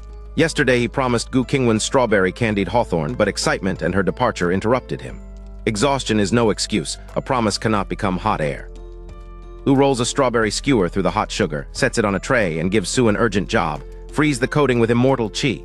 The gift being for Gu clearly displeases her. Even so, cyan red power flashes and the glossy shell hardens. Lu turns and offers the completed skewer to Su with an easy smile. She may be helping prepare Gu Qingwan's gift, but he will not leave her outside the pleasure of it. Su looks from the candied strawberries to him, her jealousy meeting his uncomplicated invitation. Only after Gu's promised sweets are finished does Lu sprint to the table. He devours Su's breakfast with more speed than ceremony. A few distracted compliments escape between mouthfuls, but his body is already demanding the one thing food cannot replace: sleep. Lu goes straight to his old rocking chair. Summer makes the courtyard cooler than the house, and he has no strength left to seek a bed. In less than half a minute, his breathing settles into a light snore. The sleepless night has finally collected its price. Seeing how instantly he fell asleep, Su understands just how much yesterday cost him. She moves Gu Qingwan's chair beside his, reclines on her side, and summons a hand fan. Her gaze stays tenderly on Lu as each slow stroke sends him a cooler breeze. After an unknown stretch of quiet, someone lands or steps softly into the yard. Su does not rise. She does not even look away from Lu. Her hand keeps fanning him with the same gentle rhythm, but her voice turns cold as she addresses the returning Gu Qingwan. Su's command is mercilessly simple: go wash the dishes. Gu Qingwan, the Jade Pool's old ancestor, can only stare at her in baffled silence. Beside them, Lu sleeps through everything, while the promised candied strawberries wait on the table for Gu to notice. Gu Qingwan's baffled irritation does not survive a second look around the courtyard. Lu Chen is asleep in his old chair, and beside him waits the plate of candied hawthorn he promised her. Her expression softens like water. She bends close, smiles almost imperceptibly, and whispers, "When did he fall asleep?" Lu answers that Lu only just fell asleep. Then she waves one delicate hand, and cyan-red light closes around him. Outside sound vanishes at the barrier. Only after securing his rest does Su stretch languidly in Gu's reclining chair and turn her attention fully toward its owner. Su needles Gu for still returning to breakfast every morning. Gu ignores the tone and samples the plain congee. One frown is enough. Lu did not make it, so she refuses another bite. Instead, she impatiently takes one of his candied hawthorns, and sweetness breaks through her cold expression as open joy. Watching Gu savor Lu's gift, Su finally asks the question that has bothered her through the night. Lu should be tremendously strong. So why does every inspection make him seem like an ordinary mortal? She had suspected a performance, but the contradiction remains, and Gu plainly knows more than she is saying. When a straightforward question gets her nowhere, Su switches masks. Her voice turns soft and drawn out. Her posture and expression become as seductive as when she first arrived. She admits she was wrong and coaxes Gu to share what she knows. It would work on almost anyone. Gu Qingwan does not react at all. Gu answers with a sharp step, planting one high-heeled foot on the chair beneath Su. The seductive mask drops instantly. Before Su can rise, Gu leans down until their peerless faces are centimeters apart. Su has known Lu for one day. Gu has known him far longer, and this is Gu's sacred land. Gu makes the hierarchy brutally concrete. She can send Su away whenever she chooses. Even the chair beneath Su belongs to her. Su sits there only because Gu permits it. Each sentence arrives slowly with a pause sharp enough to wound. Su has no seductive answer left, only power. Cyan-red light erupts from Su. Pure white radiance answers from Gu in the same instant. The two empresses stare each other down, power filling the courtyard while Lu sleeps untouched inside Su's separate barrier. Time stretches. At last, Su lets her aura fade first and reclines again with a charming smile. Su concedes only the present. Yes, this is how things stand now, but who can say what the future holds? Gu withdraws her foot and turns back toward the table, yet gives no ground. Future. Before Su can imagine one beside Lu, Gu asks how long she expects to remain here at all. Gu's pressure finally breaks through the last layer of charm. Su grits her teeth and snaps, "Don't you dare talk too much." Gu merely tilts her head and raises an eyebrow, so Su is anxious after all. Then Gu delivers the cleanest cut of the morning: stop acting in front of someone who already sees through you. With her seductive act exposed, Su Lian finally admits there are two people in this world she cannot handle. One is the expressionless Gu Qingwan, who always finds the most painful weakness. The other is Lu Chen, asleep beside her, whose mere presence now makes Su inexplicably shy. Gu stops pretending. With a cold snort, she says, "Let's talk about the secret realm." Gu calmly takes another bite of candied hawthorn and replies that she has been ready for a long time. This conversation should have happened yesterday, before Lu became fascinated with Su's fox ears. Su reveals the essential problem. The entire secret realm is a massive formation, and not an ordinary one. Gu pauses mid-bite. She once counted herself outstanding in formations, yet Su says this structure follows principles completely different from everything either of them knew before. Gu asks whether Su understands this strange formation herself. Su answers without vanity, of course not, and neither does anyone else in Nanking Prefecture. But she found someone who does, the last local great emperor to ascend, Great Emperor Qingwan, now a true immortal of the upper realm. Gu turns back toward Gu with a glamorous, challenging smile and asks what she thinks. Gu is briefly stunned by the display, then goes straight for the danger beneath it. What did you promise Lai Yang? Su's smile tightens. She will explain once, only so Gu cannot talk nonsense about her in front of Lu. Su insists she promised Lai Yang nothing. She simply understands men like him. One blink lets them invent countless fantasies. One curl of her finger sends them rushing forward to risk their lives. Gu listens in silence, unconvinced that attraction alone explains why Su brought the Jade Pool's sacred land into the arrangement. Gu finds the flaw. If Lai Yang is already cooperating and Qingwan supplies the knowledge, Qiansheng Mountain and Xinghan Pavilion could handle the expedition together. Why invite Gu and divide the rewards with the Jade Pool's sacred land? The playful mood disappears as Su looks back at the sleeping Lu. Su's answer is simple. She does not trust those men. Qingwan cannot enter the secret realm, and relying on Lai Yang alone would be reckless. No secret realm requiring a sacred object has ever appeared here before. For danger on that scale, Su would rather share the treasure with Gu than gamble without another great emperor beside her.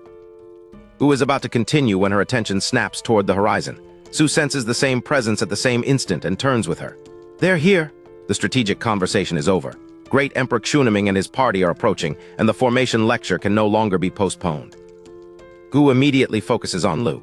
A true immortal from the upper realm is about to lecture on the very formations controlling the secret realm. Wasting such a chance is unthinkable. Su looks down at the deeply drowsy young man instead.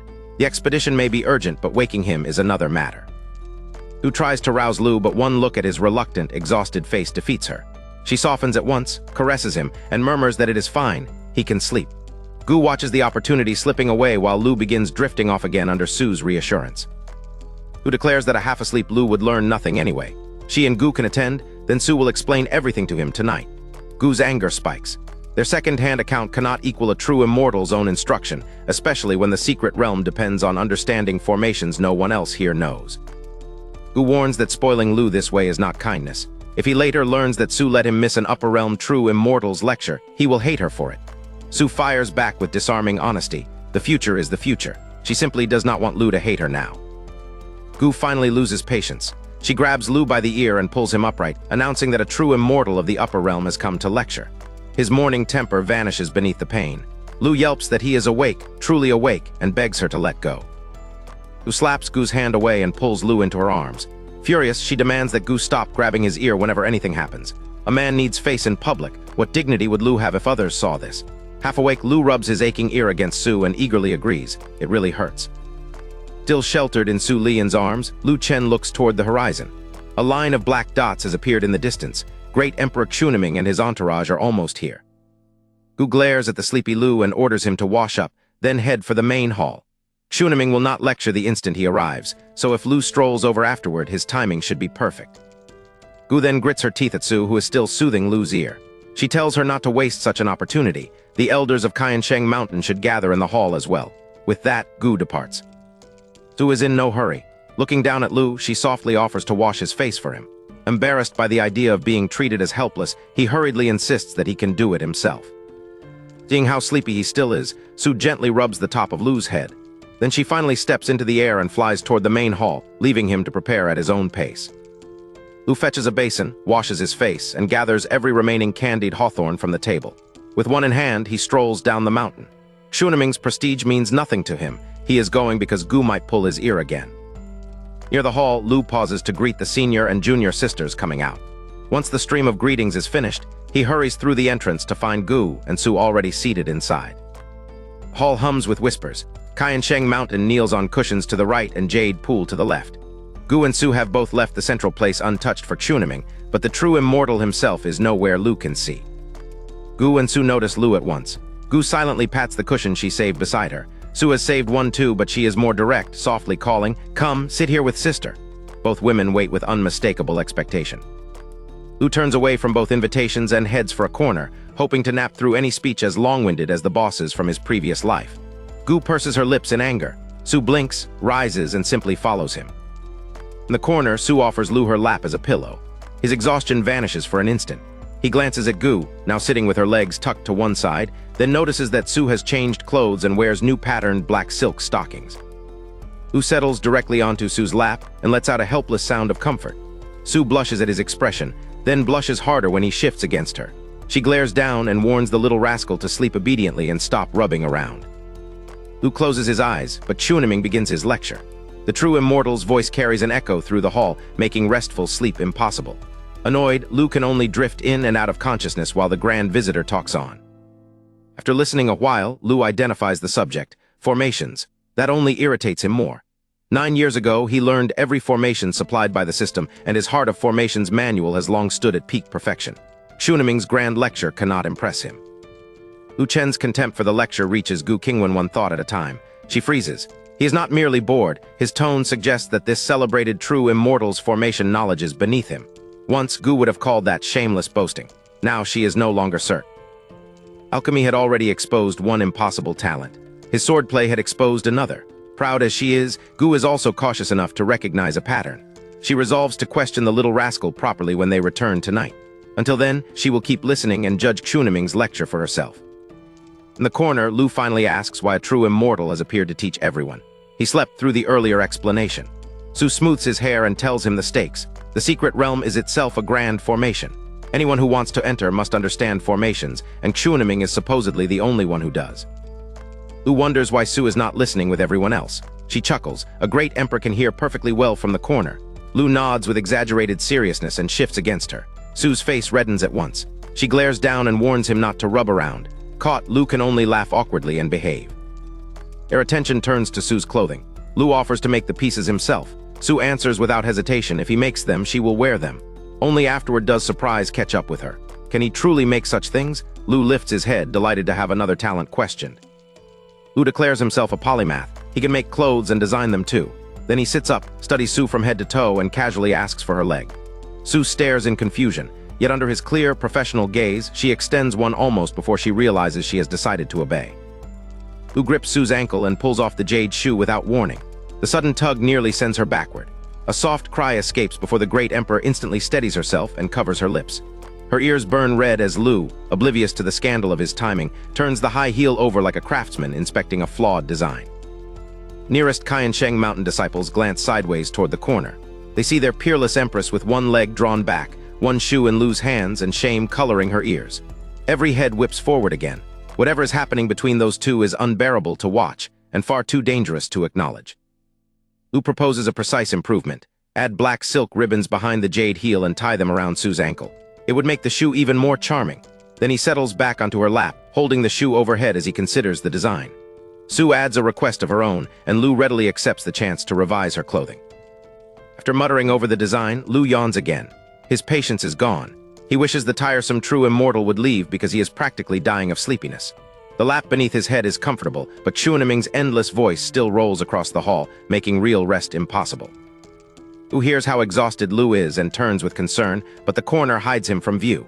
For a moment, she considers stopping Chunaming and sending Lu home to sleep. She cannot insult a true immortal who descended specifically to teach them. So she waits, then irritably reminds herself that Lu is already quite comfortable in Su's arms. Chunaming continues chattering while Lu listens only because sleep will not come. Then the pattern beneath the lecture sharpens. These are not merely overlong explanations. Again and again, the true immortal is slipping barbed remarks toward Gu Qingwan. Lu's drowsiness recedes. Still lying on Su's lap, he begins listening in earnest, and his irritation turns personal. For Lu Chen, Gu Qingwan is no ordinary sect elder. Surrounded by people who treasure him, he is still an outsider to this world, carrying a loneliness nobody else can understand. In Gu, he recognizes another solitary soul. Gu's isolation was forged differently. Pampered, peerless, and too proud to court companionship, she nevertheless carried an entire sect upward by herself. Lu cannot know how often she felt lonely, but he knows that road could not have been easy. After barely more than 10 days together, Lu already thinks of Gu as family. Their understanding has become almost wordless. A glance, a tiny movement, and each can anticipate the other. He likes that quiet connection, and even her cold, difficult pride. That is why Lu understands Gu's restraint. She needs this secret realm if Jade Pool is ever to reclaim its former supremacy. Su can afford to chat through the lecture. Qiansheng Mountain has dominated these expeditions and their treasures for 10,000 years. Gu cannot. If Chunaming were right, Lu would swallow his anger for Gu's sake. But his mastery of the heart of formations makes the truth obvious. The true immortal's teaching is wrong. To Lu, this is half-learned gibberish delivered with the confidence of absolute authority. Lu's thoughts erupt. How dare this old fraud sneer at Gu with so little knowledge? Lu barely has the heart to speak harshly to her himself. Across the hall, Gu hears every unspoken word, and warmth breaks through the dissatisfaction Quniming has been feeding. Moments ago, Gu had felt wronged twice over. Quniming was mocking her while Lu rested comfortably in Su Lian's arms. Now that jealousy loses its sting. Lu may still be lying with Su, but every angry thought in his head is defending Gu. Su feels Lu ready to erupt and clamps a hand over his mouth before he can shout. Her warning is serious. Quniming is no ordinary lecturer, but a true immortal from the upper realm. Picking this fight could be fatal without protection. And Su gives him the crucial limit. Unless a true immortal descends through the heavenly gate, the lower realm prevents them from using power beyond the Emperor realm. Quniming is dangerous, but here, he is not beyond Su Lian's reach. Su releases him and smiles with disarming tenderness. She would never lie to him. Even a true immortal will not frighten her here. While she stands beside Lu, nobody in Nanjingjian Prefecture can touch him. Lu stares back as if overwhelmed. "Sister, you're too kind," Lu says almost tearfully. Su begins to answer. Then his expression flips. He surges out of her arms, turns toward the center of the hall and roars, "You old geezer, are you done talking yet?" Lu does not stop there. Is Quniming a eunuch speaking in nothing but sarcasm? If he can teach, then teach, if not get lost. He cannot even understand his own subject. Only kind-hearted Gu has tolerated him. Lu would have flipped the table long ago. Su Lian stares, utterly bewildered. Lu Chen's challenge leaves the Jade Pool main hall dead silent. For several long seconds, every face turns toward the lone figure in the corner. Lu stands there with Su Lian's removed shoe still in his hand, glaring toward the hall's center as if he has not just insulted an upper realm immortal. This is Lu's first proper look at great Emperor Quniming. The visitor appears middle-aged, majestic, and imposing with authority in every line of his bearing. Yet that commanding face is now openly bewildered. Beside him stands another middle-aged man, La Yang, the current sect master of Xinghan Pavilion. Lian finally comes to her senses. She rises and gives Lu a gentle pat. When he turns, her face is flushed and her glare is unmistakable. Lu's courage immediately leaks away. Did he take her promise much too far? She offered protection, not permission to overturn the host's entire table. Lu stammers, asking whether she is going back on her word. Su's resentment turns almost playful. "I'm telling you to give me back my shoe first." That is all. Lu finally notices what he has been clutching and returns it, his fear of losing her protection disappearing as quickly as it came. Reassured, Lu attacks again without restraint. Quniming has only this little knowledge, yet dares flaunt his power. Is he here to teach or merely display his skill? Did nobody respect him in the upper realm, forcing him to descend and act profound before people who cannot understand a word? Can anyone here even understand him? Lu demands. The answer erupts immediately from Gu Qingwan's side. "We didn't understand." Jade Pool's disciples were already furious at Quniming's veiled attacks on Gu. Once Lu gives that resentment a voice, the entire faction answers with him. Qiansheng Mountain does not answer at first. Its disciples look instead toward Su Lian, standing beside Lu. They may not know what happened during the last 2 days, but only a fool could miss what her position means. A second unified shout follows. "We didn't understand." At the center, Quniming and La Yang are left dazed. Jade Pool's defiance matters less to lie than Su's choice. Xinghan Pavilion came seeking cooperation with Qiansheng Mountain, more precisely, with Su herself. He had not even wanted Gu included until one wink from Su made him agree. Quniming's attention turns toward Gu Qingwan as though she should answer for the man humiliating him. Gu does not even acknowledge the immortal. She is staring at Lu. Before Quniming can make her the safer target, Lu starts across the hall. "I cursed you. If you have a problem, take it up with me." Lu keeps walking. Does Quniming only know how to bully women? Why not try bullying him instead? With every step, his challenge becomes physical. He is placing himself in front of Gu. Her heart trembles and her breathing quickens. One thought drowns out the hall. Lu Chen is protecting her. Lu reaches Gu and finds her still dazed. Instead of asking what moved her, he raises an eyebrow. Was the strawberry tanghulu he made not delicious? Gu returns to herself and an exquisite smile transforms her face. "It was delicious, so sweet it reached my heart." Lu produces the remaining tanghulu from his space and sets 3 skewers before her. If they were truly that delicious, why had she not finished them? Gu freezes for a few seconds. The peerless ruler who ignored an upper realm immortal now seems caught neglecting a treasured snack. Gu Qingwan pouts. It is all the visitors' fault, she complains. They arrived without warning and interrupted her before she could finish eating. They are so annoying. Her voice carries genuine grievance, like someone bullied outside who has finally found the person before whom she can act spoiled. Lu can scarcely reconcile this adorable pout with the terrifying old woman he knows. What kind of expression is she making? His astonishment quickly gives way to a dangerously simple urge. He wants to reach out and pinch those cheeks. Gu remains before him with the three skewers, unaware that the next chapter will reveal she heard every word. Gu Qingwan hears Lu Chen's private urge to pinch her pouting face, and color touches her proud, peerless features. Little rascal. She accepts all three strawberry Tanghulu skewers. Then Lu tells her to move back and leave Chunaming to him. Gu blinks, rises, and obediently gives Lu her meditation cushion. He sits cross-legged facing Chunaming. Gu settles directly behind him, still holding the sweets, and watches his back. The physical arrangement says something neither of them has spoken aloud. This time, Lu stands between her and the storm. Gu, this feeling is entirely new. Blessed with the finest resources and recognized as the strongest person in Nanking Prefecture, she has always been the one others admire and depend upon. Pride never allowed her to seek help, and nobody imagined she needed it. Until now, she alone had sheltered everyone else. Lu has no idea what is happening in Gu's heart. He is simply irritated with Chunaming, and he wants the conflict settled through formations. When the lofty true immortal treats the challenge as beneath him, Lu finds the vulnerable point in his pride. He looks up and says with perfect certainty that Chunaming is afraid. Chunaming starts to protest. Lu cuts him off with one word, trash. Then comes old trash, a great lump of garbage, a turtle's son, and even a slander about what Chunaming's wife might be doing at home. Every interruption lands before the true immortal can recover. At last, eyes wide and teeth clenched, Chunaming snaps and accepts. Chunaming refuses to deploy a real formation. He's a true immortal of the upper realm, while Lu is supposedly nobody. A serious contest would invite ridicule no matter who won. Instead, he proposes the simplest comparison, formation charts. Lu pauses only long enough to understand the condition, then agrees. Any genuine contest will do. Formation charts are the foundation beneath real formations. The elementary patterns a practitioner must master before constructing the real thing, like learning multiplication before advanced mathematics. Choosing that foundation is no concession from Chunaming. He entered the Tao through formations, and on formation charts, he believes defeat is impossible. Lu sets his price plainly. If Chunaming loses, he must apologize to Gu Qingwan. Chunaming sneers and names a bloodier counterprice. If Lu loses, he will cut out Lu's tongue. Gu and Su Lian both tense and try to object. Lu agrees before either woman can stop him, then urges Chunaming to begin. Chunaming immediately produces the formation chart chessboard. Its image expands above the entire main hall so every disciple can follow the developing patterns. Lu and Chunaming begin placing their pieces. Conversation dies. With an immortal's pride and apology and Lu's tongue resting on the result, the whole hall holds its breath. Their speeds could not be more different. Chunaming's pieces fall in a rapid stream, and the prototype of a formation soon becomes visible.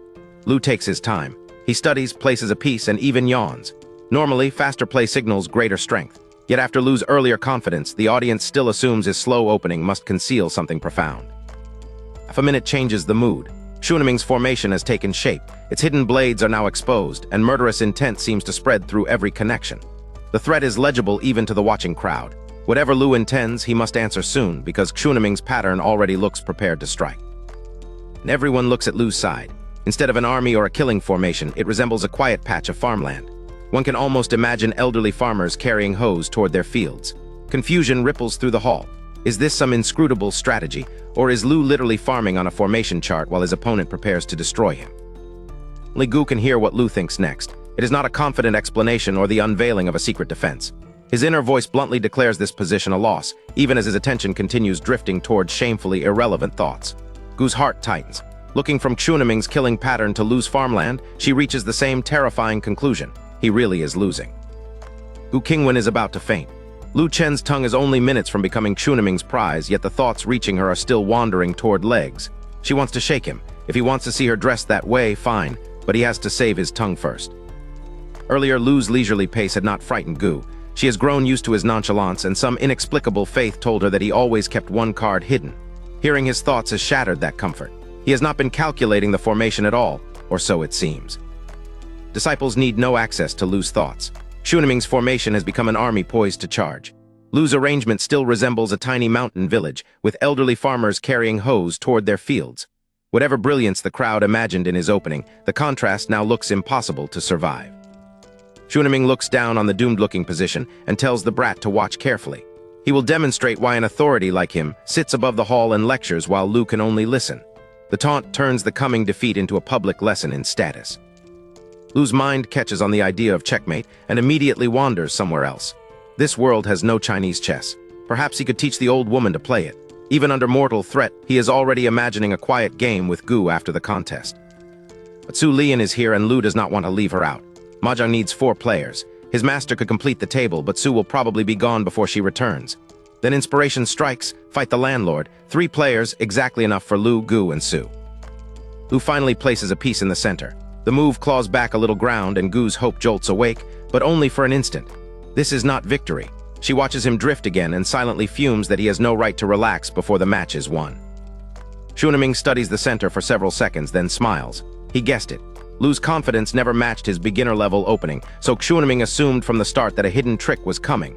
Rather than dismiss Lu, he has been guarding against precisely this move. Xuniming's prepared response closes around the central trick. The brief recovery disappears and the game settles into what looks like an irreversible defeat.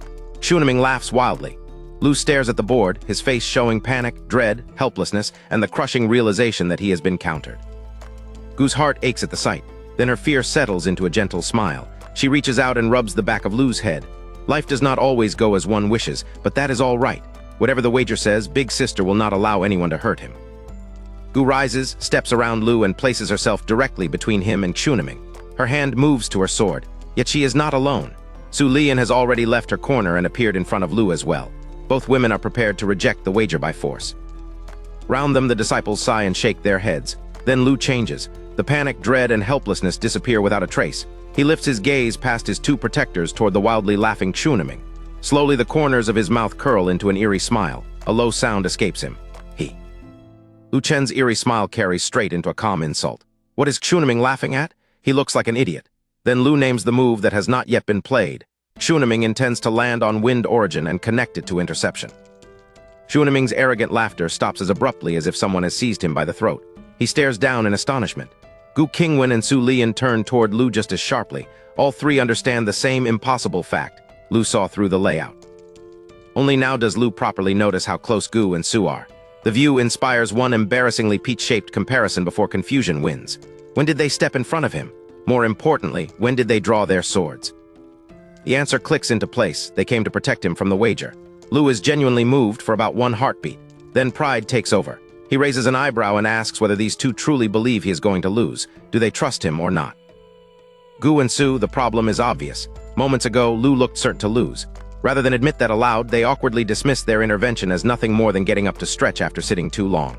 Lu does not believe this childishly transparent excuse. He simply saves the matter for later. Xuniming ignores their exchange and rapidly checks the board again. Lu's prediction tightened his heart, but the position still looks overwhelmingly favorable. Relief returns. One exposed continuation proves nothing, he decides. Lu Chen must be putting on a show because victory is still his. Xuniming coldly concedes that Lu predicted 1 layout, then promises to wipe him out within half an incense stick. He has no intention of wasting time. With the decisiveness expected of someone who transcended mortality and entered sainthood, he launches his attack at once. The offensive is so fierce that the hall expects Lu's position to scatter like loose sand. Lu answers with 2 crisp placements. Pa. The entire assault stops. Gu, Su, Xuniming, and even Lai Yang all twitch at once. Anyone who understands formations recognizes a stroke of divine genius. Xuniming suppresses any visible alarm. Lu may defend once, but can he defend 100 times? Xuniming boasts that he possesses more than 100 ways to win, then immediately searches for another route. Lu does not argue. He simply waits for the next idea to form. Few seconds later, Xuniming finds another answer. Before his hand can move, Lu calmly speaks it aloud. Entrapment kill connects to block kill, while water birth connects to wood prominence. Xuniming freezes. Terror enters his face. Lu has guessed the intended sequence again. Xuniming grits his teeth, forces himself to recalculate, and prepares another move.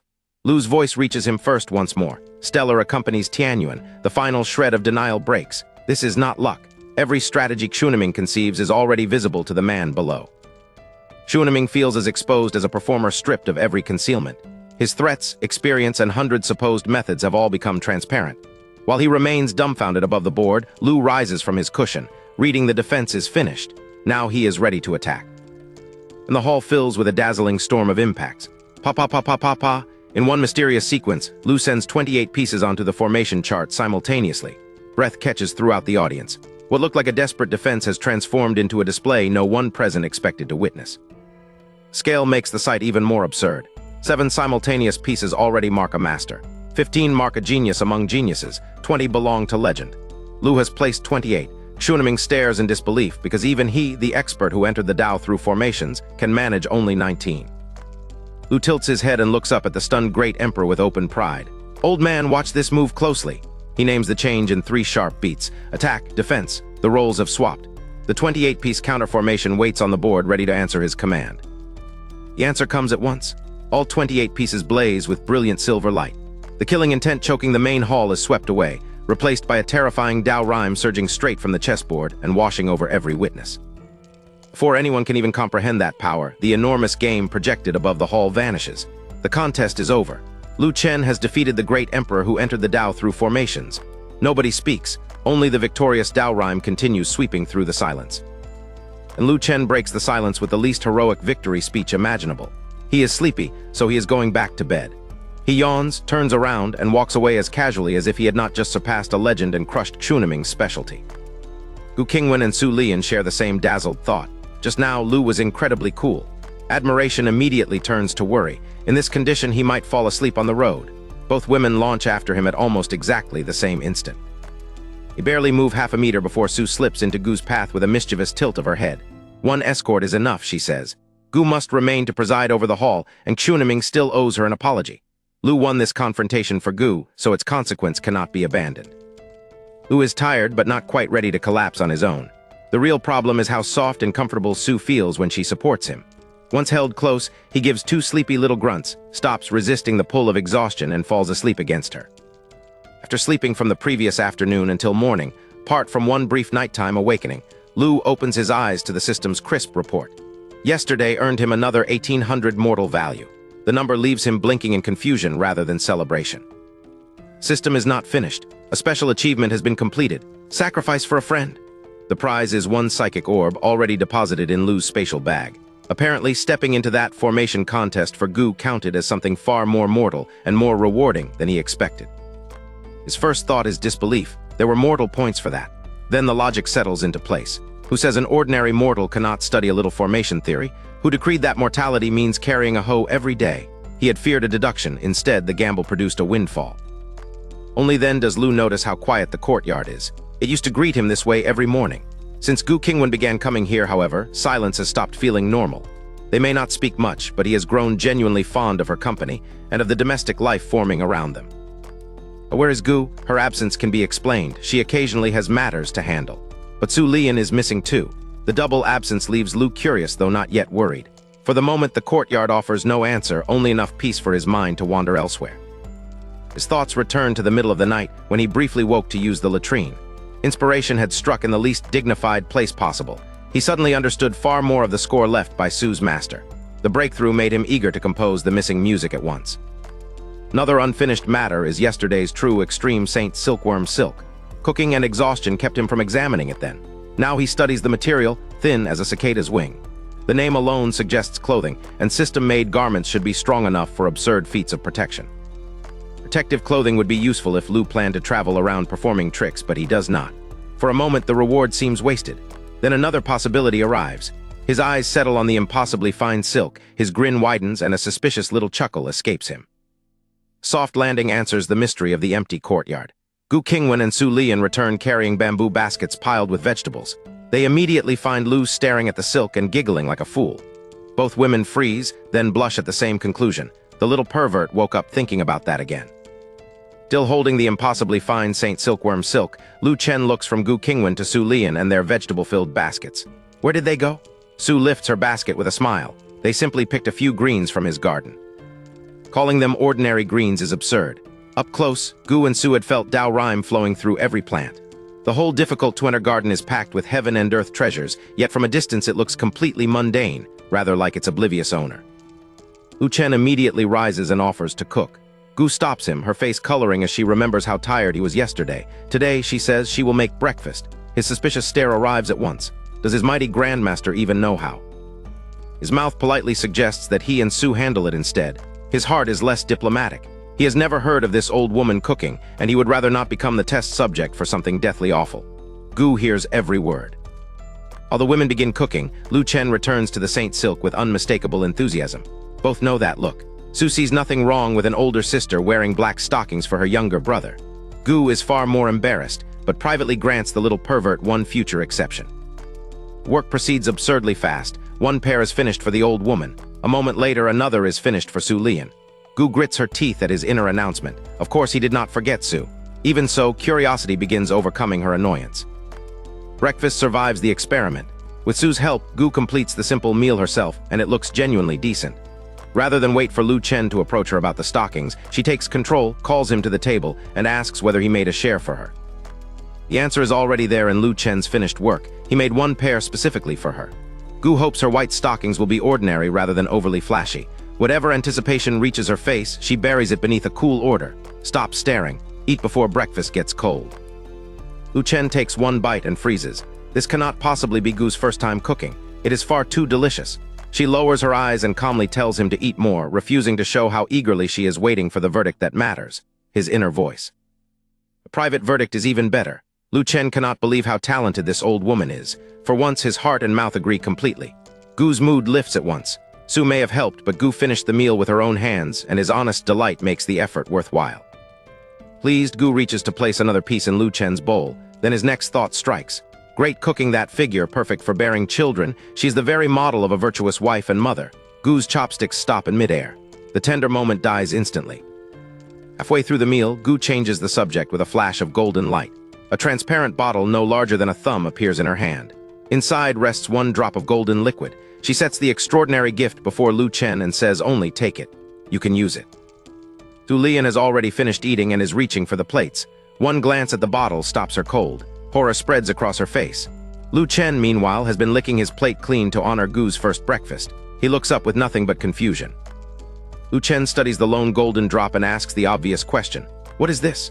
Gu Qingwan finally gives it a name. Imperial Heart Essence Blood. Lu remains uncomprehending, while Su's horrified silence promises that this tiny gift is anything but ordinary. Imperial Heart Essence Blood. The name finally connects. Lu Chen may have spent 10 years playing Immortal in the Jade Pool Sacred Land, but he never wasted those years. Whenever he had time, he read, learning the unfamiliar Xianling continent until names alone could unlock entire shelves of knowledge. And what the name means is staggering. Calling it the most precious thing in the lower realm would be imprecise. Cultivation never permits a final, absolute best. Yet ask 100 cultivators, and 99 would still choose Imperial Heart Essence Blood without hesitation. Reason is brutally simple. Only a great emperor's bloodline can produce it, and even after reaching that realm, forming a single drop takes at least 10,000 years. Becoming an emperor already demands a near-impossible union of luck, strength, talent, and effort. Their essence is rarer still. There's another cruel limit. A great emperor has already placed one foot through the upper realm's door. With their talent, fully entering the Tao commonly takes only 7,000 or 8,000 years. They ascend before a later drop can form. That is why almost none of this blood remains in the lower realm. And Lu reaches the part that truly frightens him. Gu Qingwan has only just attained her present great emperor state. She has not enjoyed another 10,000 years in which to condense a disposable replacement. The drop before him is bound to her own foundational essence. This is not spare wealth. Beside him, Su Lian has known from the first glance. Her shock has not faded once. Imperial Heart Essence Blood is most valuable to the great emperor who owns it, but that does not make it useless to anyone else. Far from it. A single drop can transform the ceiling of a crafted treasure. It can be used to forge divine artifacts or refine medicinal pills. Put this one drop into an emperor-grade pill, and the pill leaps directly to saint-grade. Yet even that sounds obscene to Su, who would squander Imperial Heart Essence Blood on one pill. In her judgment, no medicinal pill is worthy of it. Who searches for the only explanation that feels tolerable. Perhaps Lu needs it for something. A long-established great emperor who lives safely could eventually condense another drop after 10,000 years. The loss would still be immense but manageable. And if Lu truly needed hers, Su realizes she would give it too. And Gu speaks as though she has placed something insignificant on the table, and Su's attempted justification collapses. This is not a response to some desperate request from Lu. Gu chose to give it to him. That simple intention leaves Su stunned, and leaves Lu wondering why Gu would offer him something this personal. Gu had imagined a completely different scene. The anticipation on her face is the same hopeful trace she wore while waiting for Lu to praise her first attempt at cooking. She wanted him overjoyed, perhaps shouting like a child, perhaps burying her in the same beautiful, shamelessly sugary flattery he has used before. Who knows, those flowery speeches are exaggerated. That never mattered. If Lu launched into them now, at least she would know the happiness beneath them was real. She spent the entire night choosing what to give him and reached one uncompromising conclusion. A gift for Lu had to be the very best thing she possessed. Instead, Gu hears Lu's unfiltered doubts. He cannot reconcile this sacrifice with the relationship he thinks they have, and his mind treats her deeply considered gesture as something suspicious or needlessly excessive. The imagined praise vanishes. Grievance arrives first, then anger and resentment, all surging too quickly for even Gu to suppress. Lu finally looks up, ready to speak, and stops. Gu Qingwan's eyes are red. The expression confronting him does not resemble an aloof great emperor receiving gratitude. It looks perilously close to tears. His thoughts stumble from confusion to alarm. Why does she look like she is about to cry? Gu Qingwan's reddened eyes hide more than wounded pride. She spent the night choosing the finest treasure Lu Chen could actually use, only to hear him question whether they were close enough for such a gift. To her, he has not merely undervalued imperial heart essence blood. He has dismissed the care behind it. What would count as a good relationship to him, then? Must she imitate Su Lian and let him sleep with his head in her lap? Worse, Lu's private dismissal of the matter as trivial reaches the one person able to hear it. Gu's grievance flashes into fury. Something precious to her has become insignificant in his mind. Gu turns away with a cold snort. Either he wants it or he does not. Startled into action, Lu immediately stores the imperial heart essence blood, puts on a cheeky grin, and declares that he has dreamed of owning something so precious. He thanks his grandmaster profusely. Gu sees only a greedy hypocrite, but at least he accepted it. With Lu scheduled to compose music with Su Lian, Gu sees no reason to remain and stands to leave. Annoyance makes her parting shot sharper. He should not bother cooking lunch for her, because she will not return. Lu finally reads the situation correctly. His earlier lack of enthusiasm wounded someone who had offered him her best. Lu can empathize. He would also feel slighted if he offered someone a treasure and received indifference. Gu, meanwhile, grinds her teeth and waits for words she cannot even name. Ordinarily, anyone who rejected her gift could simply get lost. Yet since coming to Shenyun Peak, this little brat seems able to generate an endless supply of anger in her. Lu does not offer an elegant apology. Instead, he casually claims that he developed a new flavor of candied hawthorn that very morning. Gu turns around almost before he finishes. Her beautiful eyes sparkle, her anger temporarily displaced by one urgent question: what flavor? Lu raises an eyebrow and gives her one word: kiwi. The mere sound of it makes Gu's heart jump and her breathing quicken. She has not tasted it or even seen it served, but it already sounds delicious. Lu watches the transformation with a smugness that confirms he chose his bait perfectly. Lu's thoughts crow that this little thing never stood a chance. He has 10,000 ways to bring her back for lunch. Gu hears every word. Her excitement freezes, then a blush rises across her face. She hates how thoroughly he has her measure, yet she still agrees to return and makes it clear that he had better produce the promised kiwi candied hawthorn. Food gambit solves lunch, not the hurt beneath it.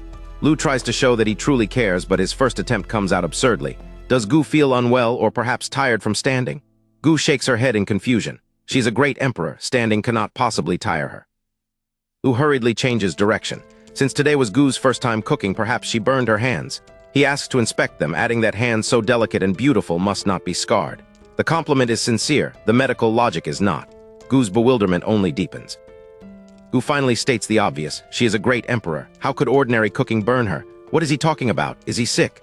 Lu falls silent, realizing that his second question sounds no saner than the first. For a moment, neither of them knows how to continue. Gu understands, or thinks she does. Lu must be trying to show goodwill in his own clumsy way. A gentle smile replaces her anger. At least he has a conscience, and apparently she's very easy to coax. Tilting her head, she says she knows he understands his mistake and will let him off this once. Lu stares. His concern was real, but no apology was intended. Where he demands, did he go wrong? Lu Chen's challenge leaves Gu Qingwan speechless. Only then does he realize how badly it landed. He instantly backpedals. Yes, of course he was wrong. Unfortunately, his face makes one thing obvious. He still has no idea what he is admitting to.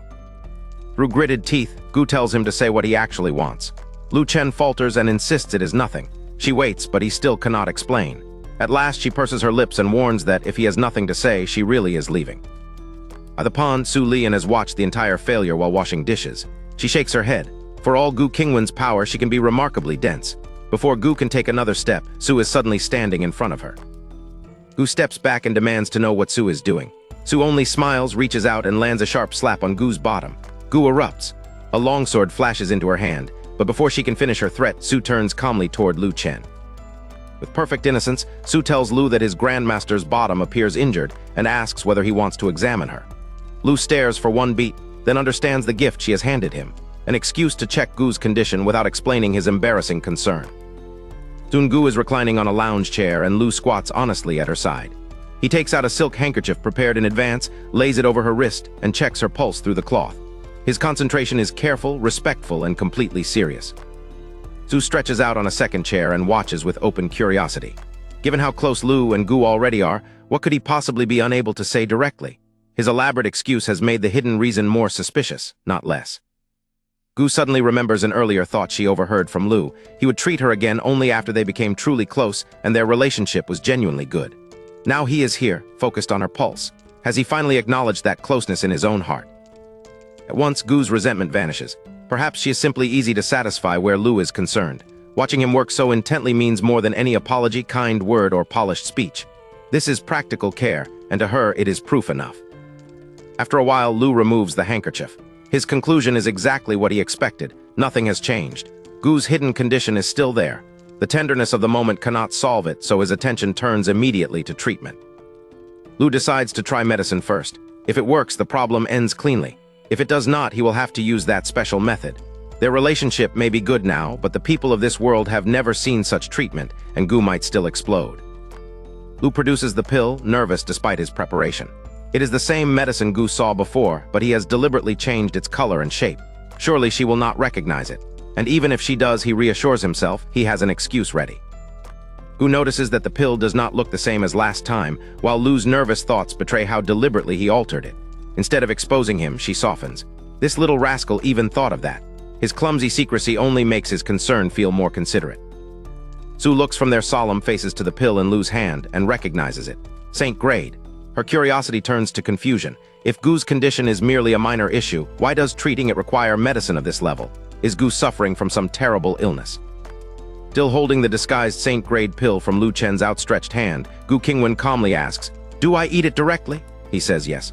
That is enough for her. Trusting him completely, she opens her mouth and swallows it without the slightest hesitation. A massive surge of Dao rhyme floods Gu's entire body. The comfort is so overwhelming that two soft moans escape her. Lu feels his strength falter for a moment, but this is no time to savor the sound. He immediately asks for her wrist again. Gu extends her fair wrist, but she does not leave the diagnosis entirely to Lu. Her consciousness sinks inward while his fingers check her pulse. Half a second later, both of them recognize the same result. The Dao rhyme is striking the demon heart, and it is rapidly shrinking. The result is excellent, but incomplete. Lu can still sense remnants of the ailment. That does not worry him. 1 or 2 more pills will finish it. He tells Gu to take 2 more, with the next prepared in about a month after this dose has worn off. Inside, Gu is ecstatic. Outwardly, she merely nods and says she will trouble him. Su is having the opposite private reaction. 1 Saint Grade pill was not enough. 2 more are required, and Lu speaks as though preparing them is routine. Just what is wrong with Gu, and what can Lu really make? Su says there is something else to discuss. Lu sits beside the dining table and invites her to continue. That morning, she and Gu decided to ask whether he would teach them formations. His strength could transform their chances in the secret realm, but they worry the request might disrupt his cultivation as a mortal. As Gu and Su take turns explaining, Lu finally understands what great Emperor Qingwan has been doing at the Jade Pool sacred land. Under their expectant gazes, he treats the difficult request as trivial. Of course, no problem. Then he asks the practical question, when will they enter the secret realm? The opening is uncertain, at least half a year away, perhaps a full year. Gu and Su call that soon. Lu almost curls his lip. Of course, 2 monsters who have lived tens of thousands of years would say so. To him, 6 months is an eternity. Still, it means there is plenty of time to teach. Lu asks Su whether they should go. She answers with a coquettish look, then follows him into the house. Over the next few days, his time remains occupied by composing music with her. Only after that stretch of close collaboration does the promised formation instruction take over the courtyard. First sight of this classroom is absurd. Gu and Su each occupy a rocking lounge chair with their long, fair legs crossed. Tea and snacks wait on the little table between them. Lu alone stands, facing them like a proper instructor, with a small board of formation diagrams behind him. After an entire morning, Lu has one verdict: pathetic. These two lie before him like pampered lords while he does all the work. He can overlook that much. Their legs are exceptionally long and beautiful, so he counts the view as a small perk. The real problem is that nothing he teaches is getting through. Lu has lectured for the whole morning and is close to breaking down. To him, this is only a tiny amount of basic material. How can it possibly be so difficult? Yet Gu and Su still have not learned it. Standing before the crowded board, he can only scream the question inwardly. How can you still not understand? Formation lesson has lasted all morning, but Lu Chen's students still understand absolutely nothing. Not one principle, not one basic concept. Gu Qingwan and Su Lian remain in their rocking chairs before the crowded board, while their exhausted instructor struggles to accept that none of his teaching has landed. His throat is dry, his mind is collapsing, and the two great emperors look absurdly comfortable. Lu can only console himself with one vicious thought. If a pseudo-expert like Qingwan taught them for 3 days and succeeded where he failed, he might as well stop calling himself Lu Chen and become Dio Chen. Women are frustrated too. Gu has a foundation in formations, yet Lu's concepts resemble nothing she has encountered. Su has even less to build on. They are trying in earnest. The material is simply monstrous, knowledge that even the upper realm true immortal Quniming failed to unravel after 100 years. Gu needs no guesswork. Lu's complaints sound directly inside her mind. Su cannot hear that secret voice, but his face says enough. Both women become afraid to ask another question. If they push him any further, he may truly abandon the lesson. Lu forces a kind smile and searches their faces for understanding. Lu stops expecting a miracle and makes a cold calculation. At this pace, understanding even a fraction of the material will take them 2 or 3 years. The secret realm will have opened long before that. However diligently Gu and Su study, this teaching plan cannot meet the deadline. There is an obvious solution. Lu can go with them. Instead of leaving Gu and Su to struggle through years of self-study, he can enter the secret realm and guide them directly. To him, that is safer, faster, and far more useful than repeating a lesson neither woman can follow. Gu's answer is a cold, non-negotiable no. Su, normally the one most likely to indulge Lu, joins her without hesitation. Absolutely not. Their unanimity catches him off guard. Annoyed, he demands an explanation. If his knowledge can protect them inside, why insist on facing the grand formation alone? While washing vegetables, Su softens her voice but not her answer. This secret realm is not a place for playing. Its level is beyond anything either sister has encountered, so they must test its dangers themselves first. If another opportunity comes, she promises, then they can consider taking Lu. Gu has no interest in softening it. If Lu loses an arm or a leg, does he imagine they will not be heartbroken? Taking him also risks exposing the strength he hides while playing immortal. Yet beneath that concern lies a profound misread. Despite his alchemy and swordsmanship, both women still doubt his direct cultivation is high enough. Su backs Gu with one final reassurance. They are great emperors. What could possibly happen to them? Lu sees that neither woman will bend. Fine. If they refuse to take him, he cannot be bothered to go. He curls his lip, drops back into the chair, and begins playing dead. Time passes and lunch is almost ready. Then the courtyard light changes. This is no gathering storm. The world itself seems to lose its color. The sun turns gray. The clouds turn gray. Even the clear azure sky drains into lifeless monochrome. Lu rises from his sulk, unable to explain what he is seeing. Before Lu can make sense of the gray heavens, an ancient bell strikes. Dong. More tolls roll across the colorless world. Shock appears on both women's faces as recognition arrives. This is no random omen. The death knell announces one fact to all of Nanking Prefecture. The human emperor has passed away. The ancient knells keep rolling across Shenyang Peak. Beneath the drained, gray heavens, Lu Chen, Gu Qingwan, and Su Lian all understand the same terrible announcement. The human emperor of Nanking Prefecture is dead. For Gu and Su, the news brings little visible grief. Both have lived for tens of thousands of years and watched even their own kin pass away. Gu simply turns back to the wok and says they must go to the imperial city. Su sets aside the prepared plate and frowns. The imperial family has treated Qiansheng Mountain well, and now it will need help. She already knew the human emperor was failing, but his death has come far sooner than she expected. Danger has a name. Su expects Wandan Pavilion to promote Prince Jing for the vacant throne. If he becomes human emperor, he could use imperial authority to obstruct their plans for the secret realm. Their expedition now depends on a succession struggle. Gu asks whether Wandan Pavilion has truly become so powerful. Su gives a cold laugh. Gu's 10,000-year seclusion left a vast blind spot. Wandan Pavilion quietly became the strongest practical force, and nearly every other leading sect has joined its side. Its strength alone does not decide the prefecture.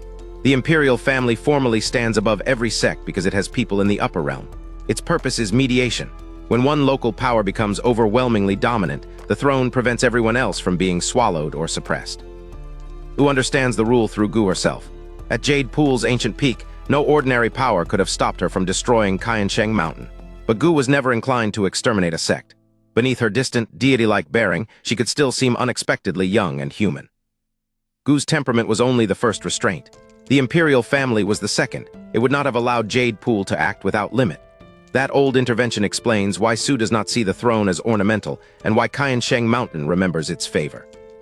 Final guarantee comes from above. Once every 10,000 years, the upper realm sends a true immortal to protect the imperial family. That guardian turns mediation into deterrence. Even the strongest lower realm faction must think carefully before challenging imperial authority. As Su brings the dishes to the table, Lu asks the question that matters to him. How long will this take? At least a month, Su says, and perhaps longer once they see the situation. Lu stretches his disbelief into one wounded sound. A whole month. Su giggles and asks whether he would rather come with his big sisters. That is exactly what Lu wants. He has been restless for years, yet his master never takes him sightseeing and Jade Pool's disciples only leave on missions. The imperial city sounds lively and safe behind two great emperors. Before Lu can celebrate, Gu refuses. Not him. He is too improper and might break the rules. Lu protests at once. Improper how? The question catches Gu off guard because his behavior is actually dependable. It is only his private thoughts that make him seem incorrigible to her. Gu's silence hides the real objection: safety. The funeral will draw every important local power, along with representatives from other prefectures' imperial families. In the middle of a contested succession, bringing Lu would place the mortal she protects inside a gathering crowded with unknown dangers. Last dish reaches the table, but Gu offers no answer. Lu recognizes that another protest will not win this argument. Aggrieved, he lowers his head and becomes conspicuously silent. Lunch begins with his place on the imperial city journey still undecided.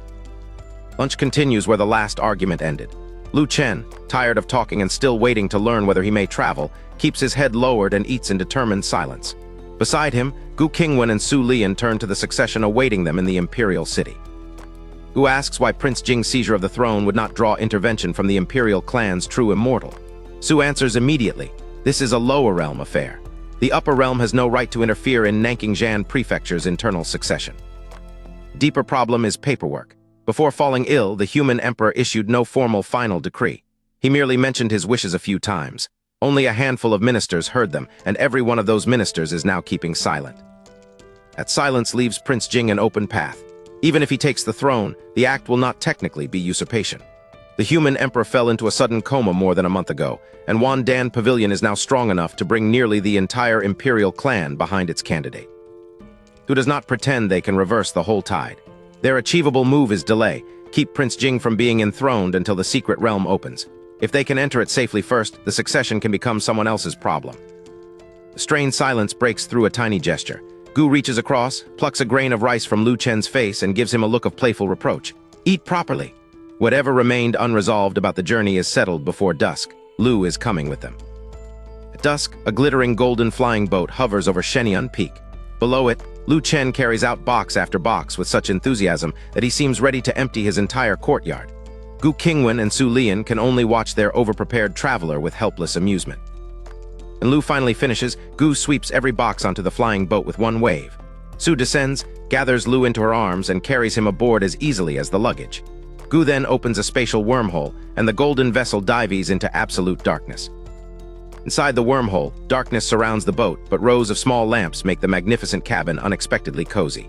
The empresses have brought only two attendants, Gu's companion Ling Yin and Su's personal disciple Ling Xuan, the likely next venerable lord of Qiansheng Mountain. Lu sits beside Ling Yin, and neither needs an introduction. His master can disappear for years at a time.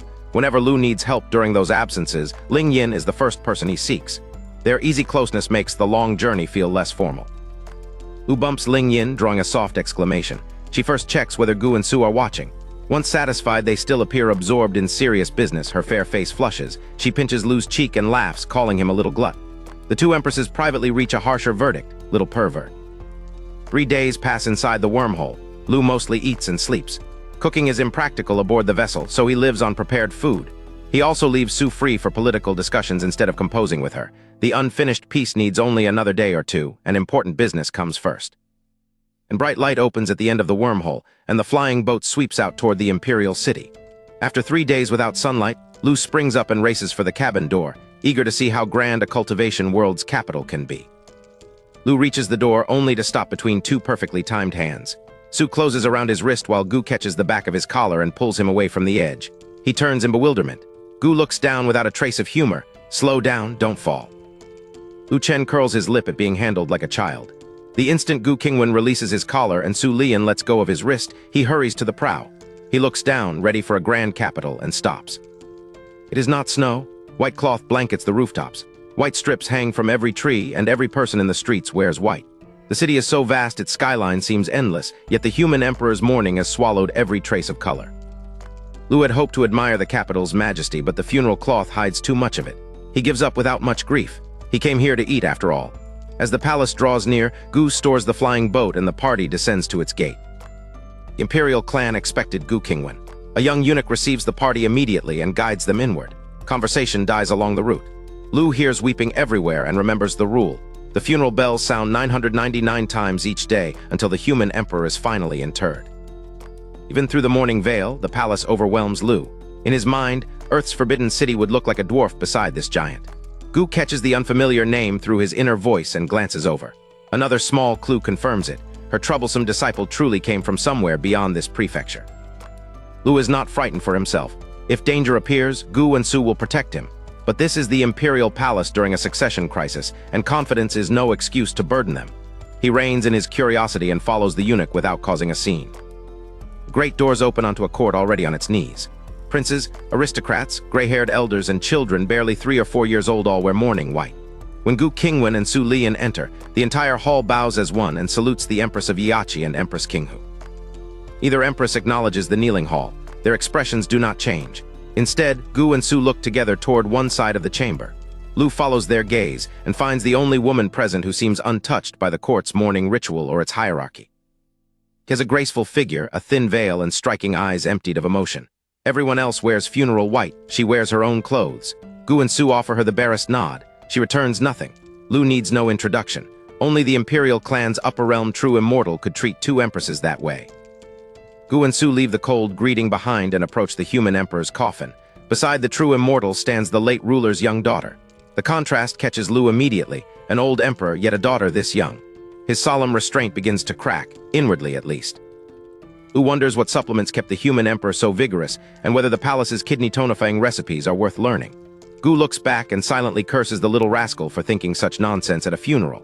Then Jai's previously indifferent eyes snap toward Lu, her expression suddenly strange. Lu finally concentrates on the huge open coffin. The human emperor lies inside, but the platform and coffin rise at least 2 meters. Gu and Su can see over the edge. Lu cannot. Jumping might work physically, but leaping beside an emperor's coffin in this hall is out of the question. Lu is not fascinated by corpses. He wants evidence. A ruler who collapsed so suddenly should show some medical trace, and Lu is already convinced poison was involved. One close look might confirm it. Better still, he could prove himself right in front of Gu Qingwan. Gu freezes. She could easily help him see, but his boast reminds her of the rules she imposed. When adults are talking, children should not interrupt. If Lu wants to be treated like a child, perhaps he can remain at a child's height. She pointedly does nothing. And the veiled true immortal speaks. Without explaining her interest in Lu, she orders the young imperial woman beside her to bring the human emperor's coffin down. Gu turns. Lu looks up. In one sentence, the most aloof person in the hall has offered him exactly the access he wanted. Ling Lan answers obediently, calling Jai Qingxiu her master. Jai cuts her off without expression. She has already said not to use that title. Stung and visibly dejected, Ling Lan obeys anyway. She turns toward her father's enormous coffin and lowers it until Lu Chen can finally see inside. Gold silk quilt hides the human emperor's body, leaving only his face exposed. One glance is enough for Lu Chen. The ruler was poisoned. His face has drained bloodless, and both his eyes and the corners of his mouth sit unnaturally askew. The pattern suggests cerebral thrombosis. Lu Chen suspects someone used medicine to induce the blockage. Yet that creates a second problem. In this world, 2 medicinal pills should cure such an illness. Why did the human emperor still die? A silver needle through the throat could test his blood, but Lu Chen decides that confirming his guess is enough. Gu Qingwan alone receives Lu Chen's hidden reasoning as clearly as speech. Her expression tightens. The human emperor truly was poisoned, but who could do it beneath the protection of an upper realm true immortal? Jai Qingxiu also watches Lu Chen's examination, unaware of the private voice that has just given Gu the answer. Before Jai can complete her approach, Gu steps directly in front of Lu Chen. Su Lian appears behind him just as silently and draws him into her embrace. One shields his front, the other his back. Lu Chen can only blink in confusion while their posture warns Jai that one careless sentence may start a fight. Jai speaks slowly, testing their reactions as she goes. 20 days ago, after leaving seclusion, the Empress of Yiachi accepted a mortal disciple. All Nanking-Jan prefecture knows it. She stresses mortal carefully, and when neither woman attacks, she finishes the explanation. Gu and Su ease only slightly. Gu asks coldly whether Jai has anything else to say. Jai tries to look past her, but Gu blocks Lu Chen so completely that even the true immortal cannot see him. At last, Jai offers only a name, Jai Qingxiu. The unexpected introduction leaves Lu Chen with more questions than answers. Afterward, Lu Chen proudly tells Gu and Su that he recognized the poisoning at a glance. Their eyes turn openly doting, but Gu asks the question that matters. Can he identify the poison? His confidence falters. With the corpse wrapped up and only its head visible, any precise answer would be guesswork. Gu and Su pause on one unfamiliar word. What is a zongzi? Lu Chen searches for an explanation, then chooses the most persuasive one. It is something delicious. Better yet, he can buy ingredients now and make some for them at noon. The murder investigation abruptly becomes a cooking invitation. Gu and Su understand at once that Lu Chen also wants an excuse to explore. Instead of refusing, both stand and announce that they will go with him. The group reaches the main gate, only for a young eunuch to hurry toward them before the outing can begin. Eunuch says the king of the Northern Territory requests an important discussion with both empresses. Gu and Su frown. They have never dealt with him. When they do not answer, the messenger checks his surroundings and lowers his voice. The meeting concerns the next human emperor. Lu Chen tells them to handle the meeting. He can buy the ingredients himself. Gu agrees only with a warning. The imperial city is full of undercurrents, so he must not stay out long and must return early. Her glance entrusts him to Ling Yin, who takes the lead as they set out. Lu Chen has barely begun his trip when a cool voice reaches him from behind and calls their meeting a coincidence. He stops. Jai Qiangxiao and Ling Lan have left the funeral hall as well and caught up with him, turning a simple ingredient run into an encounter with the woman who watched his diagnosis. Lu Chen turns toward the cool voice. Jai Qiangxiao and the young Princess Ling Lan are standing behind him, though both should still be inside the main hall. Puzzled, he studies them for a beat and then returns Jai's greeting with an equally awkward, "What a coincidence." Jai walks straight to Lu Chen's side and asks where he is going. He says he needs ingredients from the market before returning to cook. The imperial kitchen could make anything he requests, she points out. Lu Chen agrees, but palace cooks do not know how to make his food. Jai decides that she and Ling Lan are going to the market too. Lu Chen cannot object to someone using a wide public road, but the coincidence feels increasingly false. After only a few steps, Jai abandons all pretense and asks whether he was the one who stabilized Gu Qingwan's emperor heart. Jai answers with chilling simplicity. Nothing in Nanking Prefecture escapes her notice. When Gu Qingwan emerged from seclusion, her unstable emperor aura swept the entire prefecture. Others may have missed what it meant, but an upper realm true immortal did not. Gu's present stability points directly to Lu Chen. Jai wants that same medical insight applied to the dead human emperor. Lu Chen refuses to pretend certainty.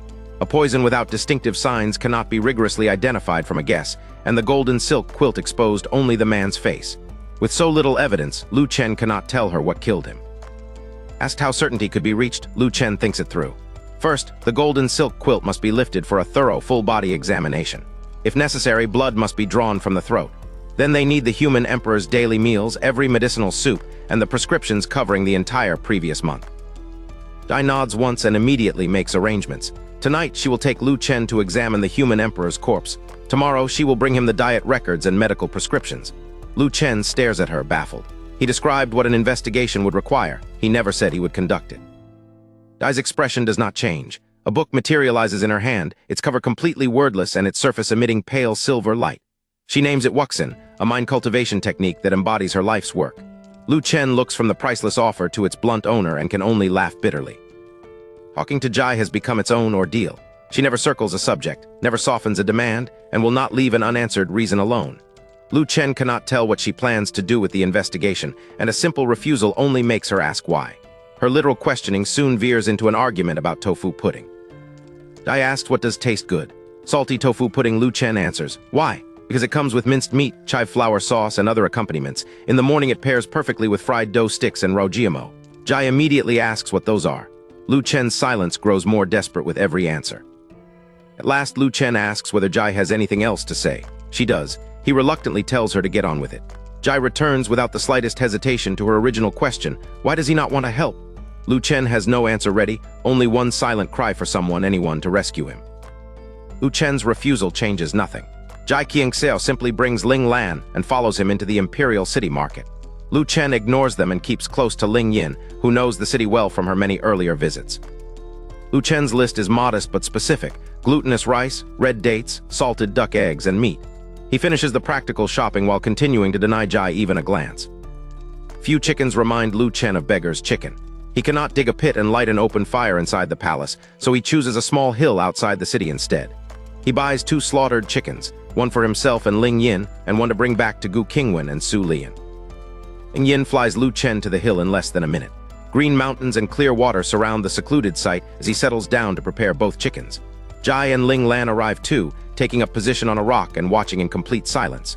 Lu Chen remains certain that following him will never change his answer. Jai finally announces that she spent the entire walk thinking and has proven Lu Chen wrong.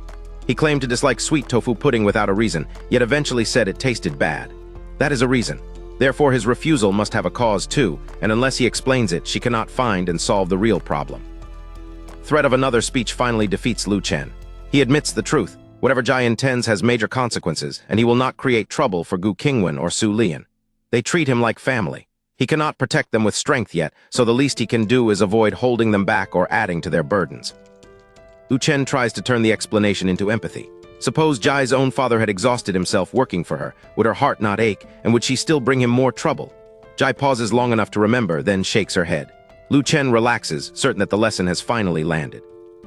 Jai's answer destroys that relief. She does not know whether her heart would ache, because her father is the human emperor and never needed to do farm work. Lu Chen shoots to his feet and shouts that he meant the principle, not the occupation. Fine, forget her father. Surely she can remember a caring mother. Before Lu Chen can finish describing lessons, soup, summer fans, and winter quilts, Jai shakes her head again. She has no memory of her mother.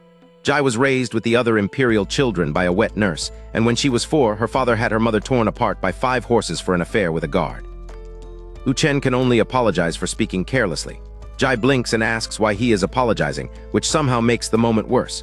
He waves the question away and searches for one last dependable bond. Someone as powerful as Jai must have had a master who patiently guided her when she first entered cultivation. Jai stops him before he can finish. She has no master. Lu Chen stares up at her, stunned once again. His grand lesson about protecting family has now collided with a woman whose father offers no useful comparison, whose mother vanished from memory in blood, and whose cultivation provides no mentor to cherish. Still stranded in the same impossible lesson, Lu Chen tries every bond he can name. Friends? Jai Qingxiu has none, a pet, never even a plant. No, each flat answer leaves him staring harder at the veiled immortal on the boulder. He finally demands to know how she endured tens of thousands of years, or what living even means to her. Jai thinks with complete seriousness. She cannot simply die, can she? For one dangerous instant, the answer sounds reasonable, until Lu Chen realizes she has dragged him completely off the point. Powerless against Jai's logic, Lu Chen stops talking and squats beside the fire. 20 minutes later, he extinguishes the flame, then lets the charcoal smother the food for another 10. At last, the 2 mud-sealed chickens are ready. Lu Chen puts one whole chicken into his spatial bag for later. He taps the other shell with a wooden stick. The mud splits, lotus leaves emerge, and rich roasted meat mingles with their fresh scent. On the boulder, both Jai and Ling Lan visibly swallow. The opened chicken becomes a shared meal. Lu Chen eats with Ling Yin, who has known him throughout his 10 years on Shenyang Peak, but has never tasted his cooking. Her eyes shine as she praises it again and again, giving its cook exactly the satisfaction he hoped for. Halfway through, Lu Chen sneaks a look at Jai and Ling Lan. They ate so quickly that only bones remain, and now both are sucking those bones to preserve the flavor. He curls his lip, then calls out that there is still more if they want it. Jai's bleak answers have left Lu Chen feeling sorry for her, absurd as pitying an upper realm true immortal seems. He is soft-hearted but not careless. Food costs him little. Investigating the death could entangle Gu Qingwan and Su Lian, so that request remains non-negotiable. Helping Su Lian before mainly troubled Lu Chen himself, and he admits involved a few other motives. Only the final fragment of her song remains, and he wants to finish it soon. This case is different. Its consequences would reach both Sister Su and his old ancestor. And Jai finally explains what failure means. If the exact poison cannot be determined, the human emperor's death will be ruled natural. Once the funeral concludes on the 20th day, the court will choose a successor, and Prince Jing is the man who will take the throne. That accession would not leave Lu Chen's family safer. During the upcoming secret realm, Prince Jing would bind Jade Pool's sacred land and Qiansheng Mountain with restriction after restriction. The danger Jai describes points straight at Gu Qingwan and Su Lian, the very people Lu Chen meant to protect by refusing. Jai's alternative is brutally simple. Prove poisoning and she can kill Prince Jing. Afterward, Ling Lan becomes the new human emperor. Ling Lan nods eagerly and promises to take revenge, then hurriedly repairs the phrase to repay Lu Chen and his companions. Lu Chen immediately spots the gap.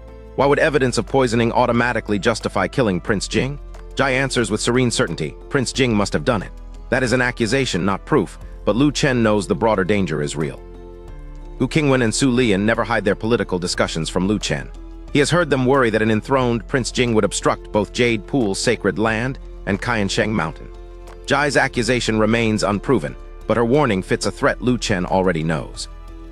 Lu Chen stares at Jai with a strange expression. If the investigation could protect Gu Qingwan and Su Lian, why did she not say that first? Why waste all that time on arguments that meant nothing to her? Jai looks up and gives the gravest possible answer. She forgot. Jai Qingxiu has just admitted that she forgot to mention the one argument capable of changing Lu Chen's mind. He stares at her, bewildered. How could anyone forget that Prince Jing's rise would threaten Gu Qingwan and Su Lian? Once the shock passes, Lu Chen asks if they should go soon. Jai shakes her head over her meal. Mourners are entering the spirit hall at every moment. The safer opening comes at midnight when she will wait beneath Chenghua Gate. Lu Chen tests the plan from every angle.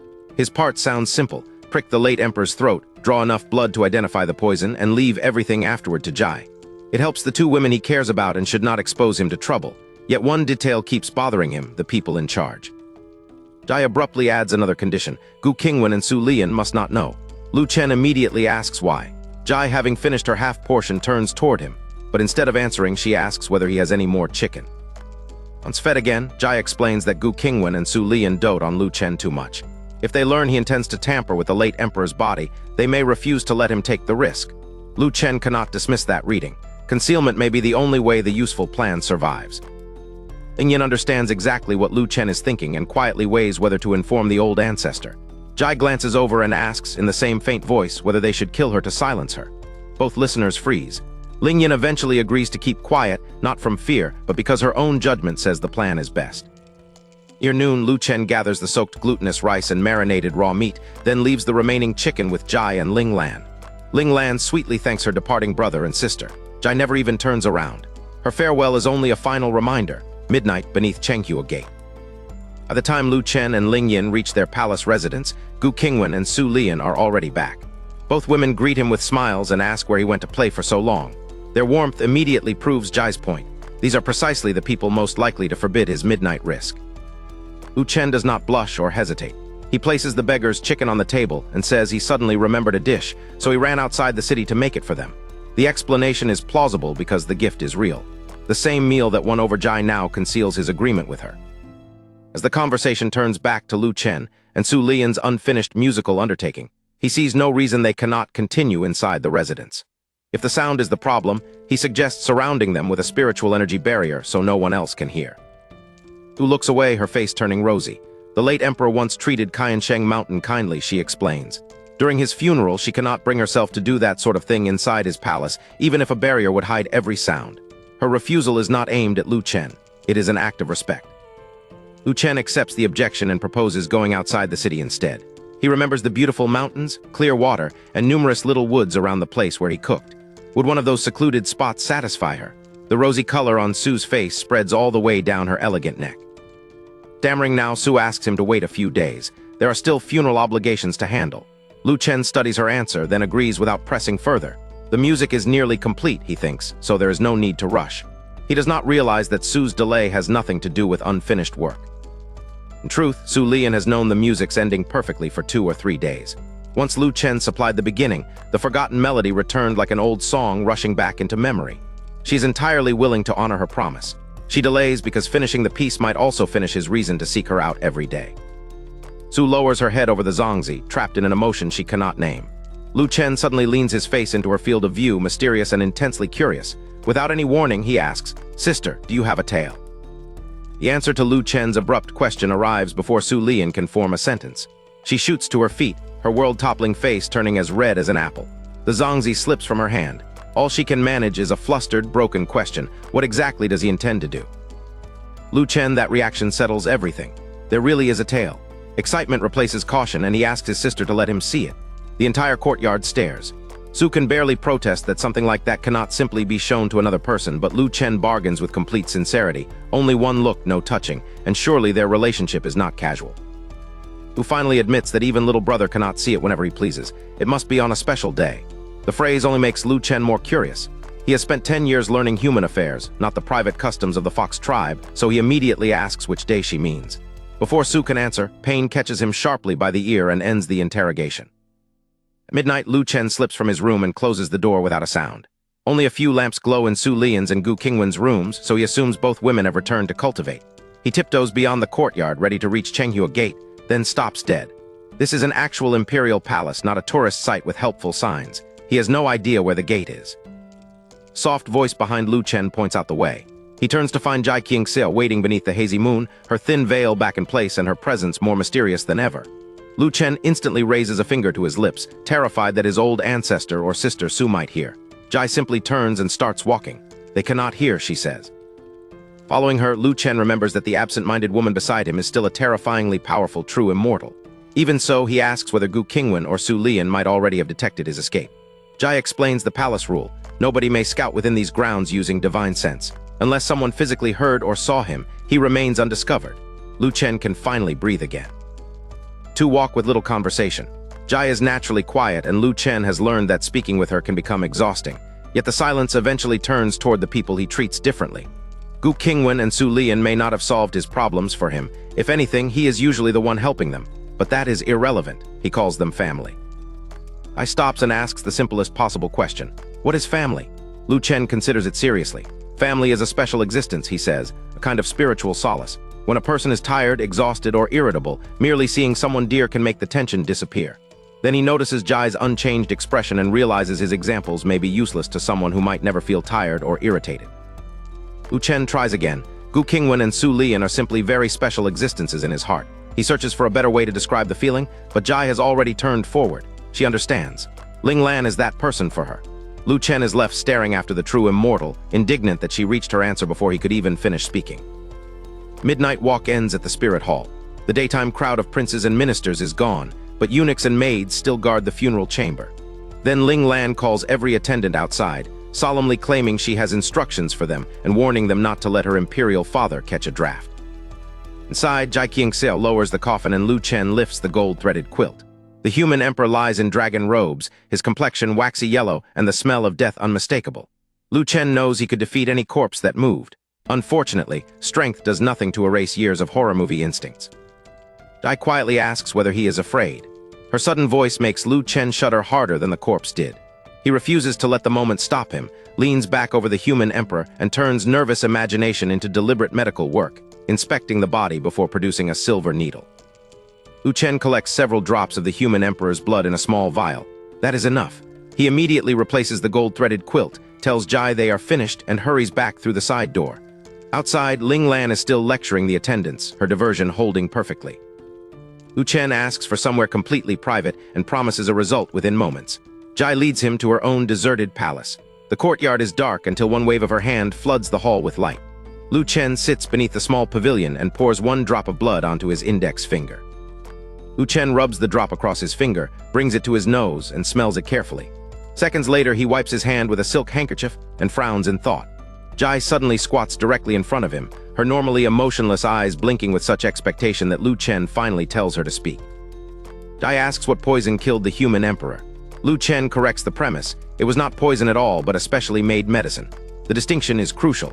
He has identified the source of the sudden death, but a medical answer alone does not prove who administered it or decide what they should do next. Lu Chen clears his throat and asks the obvious question. Jai requested his help and he found the source of the human emperor's death, so what is her thorough follow-up plan? Jai blinks and answers with complete sincerity. She has not had time to think. She never expected him to agree so quickly. Lu Chen's polite smile begins to twitch. He had assumed Jai and Ling Lan named Prince Jing because they had investigated him and needed only the cause of death confirmed. Instead, they possess no evidence and no next step. Their confident accusation was intuition. To Lu Chen, it feels like two people demanded the answer without doing the problem. Still forcing a smile, Lu Chen asks what Jai would have done if he had refused and the cause of death remained unknown. She considers the question, then answers directly. She would have gone to kill Prince Jing. Lu Chen can only stare. The supposed investigation was never her only route. It was the restraint before execution. Lu Chen blurts out the obvious consequence. A true immortal of the upper realm cannot kill a lower realm royal without cause and expect no punishment from the immortal kings. Jai Qingxiao thinks seriously about that objection. Then she gives the calmest possible answer. The immortal king cannot defeat her. Lu Chen stares at Jai Qingxiao. If even an immortal king cannot defeat her, why endure this investigation? Why not cross the city and cut Prince Jing down now?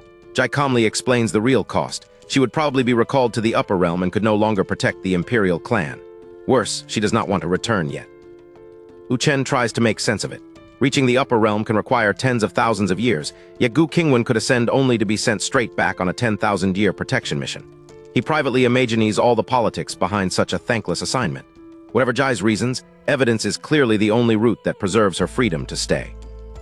And Lu Chen's mood lifts. Jai is lucky, he declares, because she has met the one person in the world who can solve this. The boast earns him her full attention. His diagnosis has revealed more than the method of murder. It has revealed what they must search for. Specially made medicine contained Xingning grass. Lu Chen calls it so rare that it exists only in legend, and so potent that even a minute quantity can produce an enormous effect. That rarity is precisely what makes it useful. If the same ingredient is found among Prince Jing's possessions, suspicion becomes evidence. Jai nods and asks the obvious question, where is the grass? Lu Chen cannot give her an address. She must search Prince Jing's treasury, then every secret store he may possess.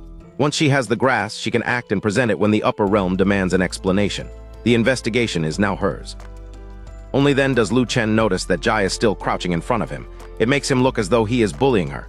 He tells her to sit beside him instead. She blinks, answers with a simple acknowledgement, and obeys. With the search left to her, neither is eager to leave, so they sit together and take the midnight breeze. As Lu looks around, the courtyard garden feels wrong. The trail leads back to Ling Lan and boiling water. He can understand what happened to the plants. What he cannot understand is her reasoning. Jai answers with complete seriousness. Hot water is good for people, so Ling Lan concluded that trees should drink it too. Jai even thinks the argument makes sense. Lu Chen has no response. Little later, Lu Chen is in the flower bed himself, huffing as he turns the soil at midnight. He cannot believe that neither Jai nor an imperial princess understood something so basic. Surely Ling Lan has a master teaching her. Jai watches in silence until his complaint pulls her from her thoughts. Jai explains that the human emperor had many children and once paid little attention to Ling Lan. Only after Jai's involvement did he give the girl a master. But Ling Lan did not want to learn, and Jai simply allowed it.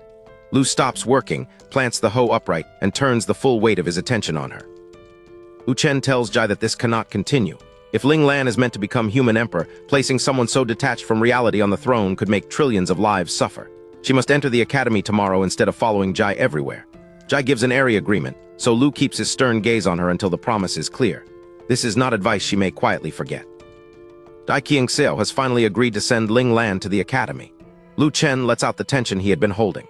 If that dangerously sheltered princess becomes human emperor without learning how ordinary people live, then any future disaster in Nanking Prefecture will weigh on his conscience too. Normally, the imperial cabinet could keep the prefecture functioning even beneath a foolish ruler.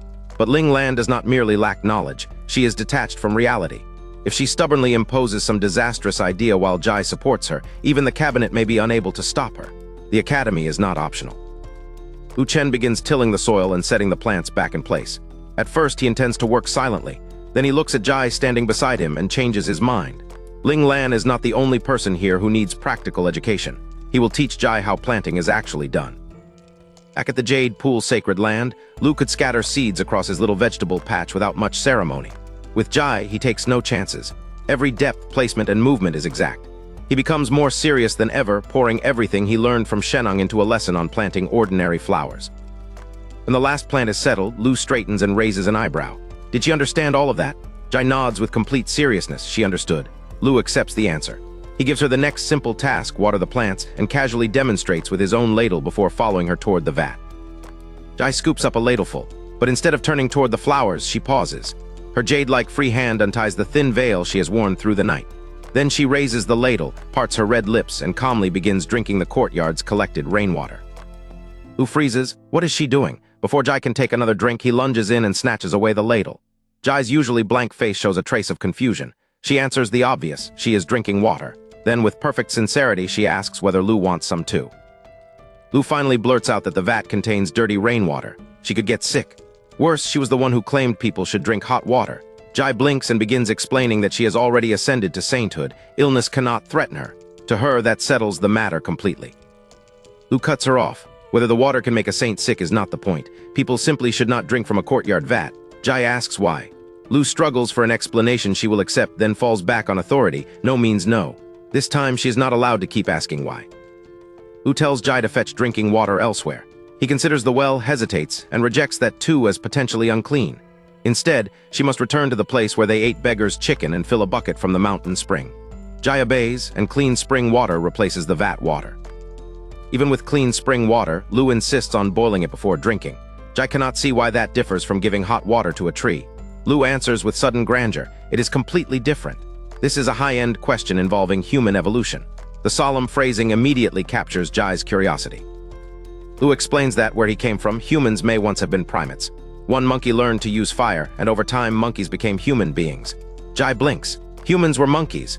Lu admits he cannot guarantee the same history applies in this world, but the theory is called evolution. Lu drags the lesson back to his real point. From the perspective of civilization, being human requires standards. Boiling drinking water is one of them, otherwise they might as well still be monkeys. He tells Jai to boil her water from now on and simply listen to him. Jai nods earnestly and agrees. Jai says, however. Lu drains his cup and asks what remains. With the same earnest gaze, she returns to an earlier question. Why had he been afraid at the time? Lu stares at her, defeated. She truly cannot let it go. Flustered, he declares that he is going back to sleep and leaves. Jai Qingxiu remains on the stone stool, watching Lu Chen's back recede across her brilliantly lit courtyard. Something seems to hover behind her silence, but she never calls out. Lu walks through the gate as casually as though the awkward question between them is finished. Only a few minutes pass before footsteps return. Jai's galaxy-bright eyes lift, subtly brighter than before. Lu Chen walks straight toward her with a sheet of paper in hand. He had not forgotten the one practical detail she still needed. Lu explains that the paper records the appearance and characteristics of Xingning grass. Jai can use it to search when the time comes. He places it on her stone table and leaves for real. Jai lowers her eyes to the guide. The ink is still wet. 2 quiet days follow. Neither Lu nor Jai seeks out the other. Lu stays in his residence courtyard while Gu Qingwan and Su Lian spend each day meeting visitors, with Ling Yin and Ling Xuan accompanying them. The stillness feels strangely heavier than it once did. Lu had once endured 10 years of quiet without complaint. Now he understands the saying. He could have endured darkness if he had never seen the sun. Life with Gu Qingwan and Su Lian has accustomed him to warmth and noise. At least they still return for dinner every night. His thoughts return to Jai's investigation. Even if Prince Jing dies, Wandan Pavilion can simply elevate another pawn. The organization already holds too much of Nanking Prefecture. Jai's plan is useful, but the true problem is larger than the silly girl seems to realize.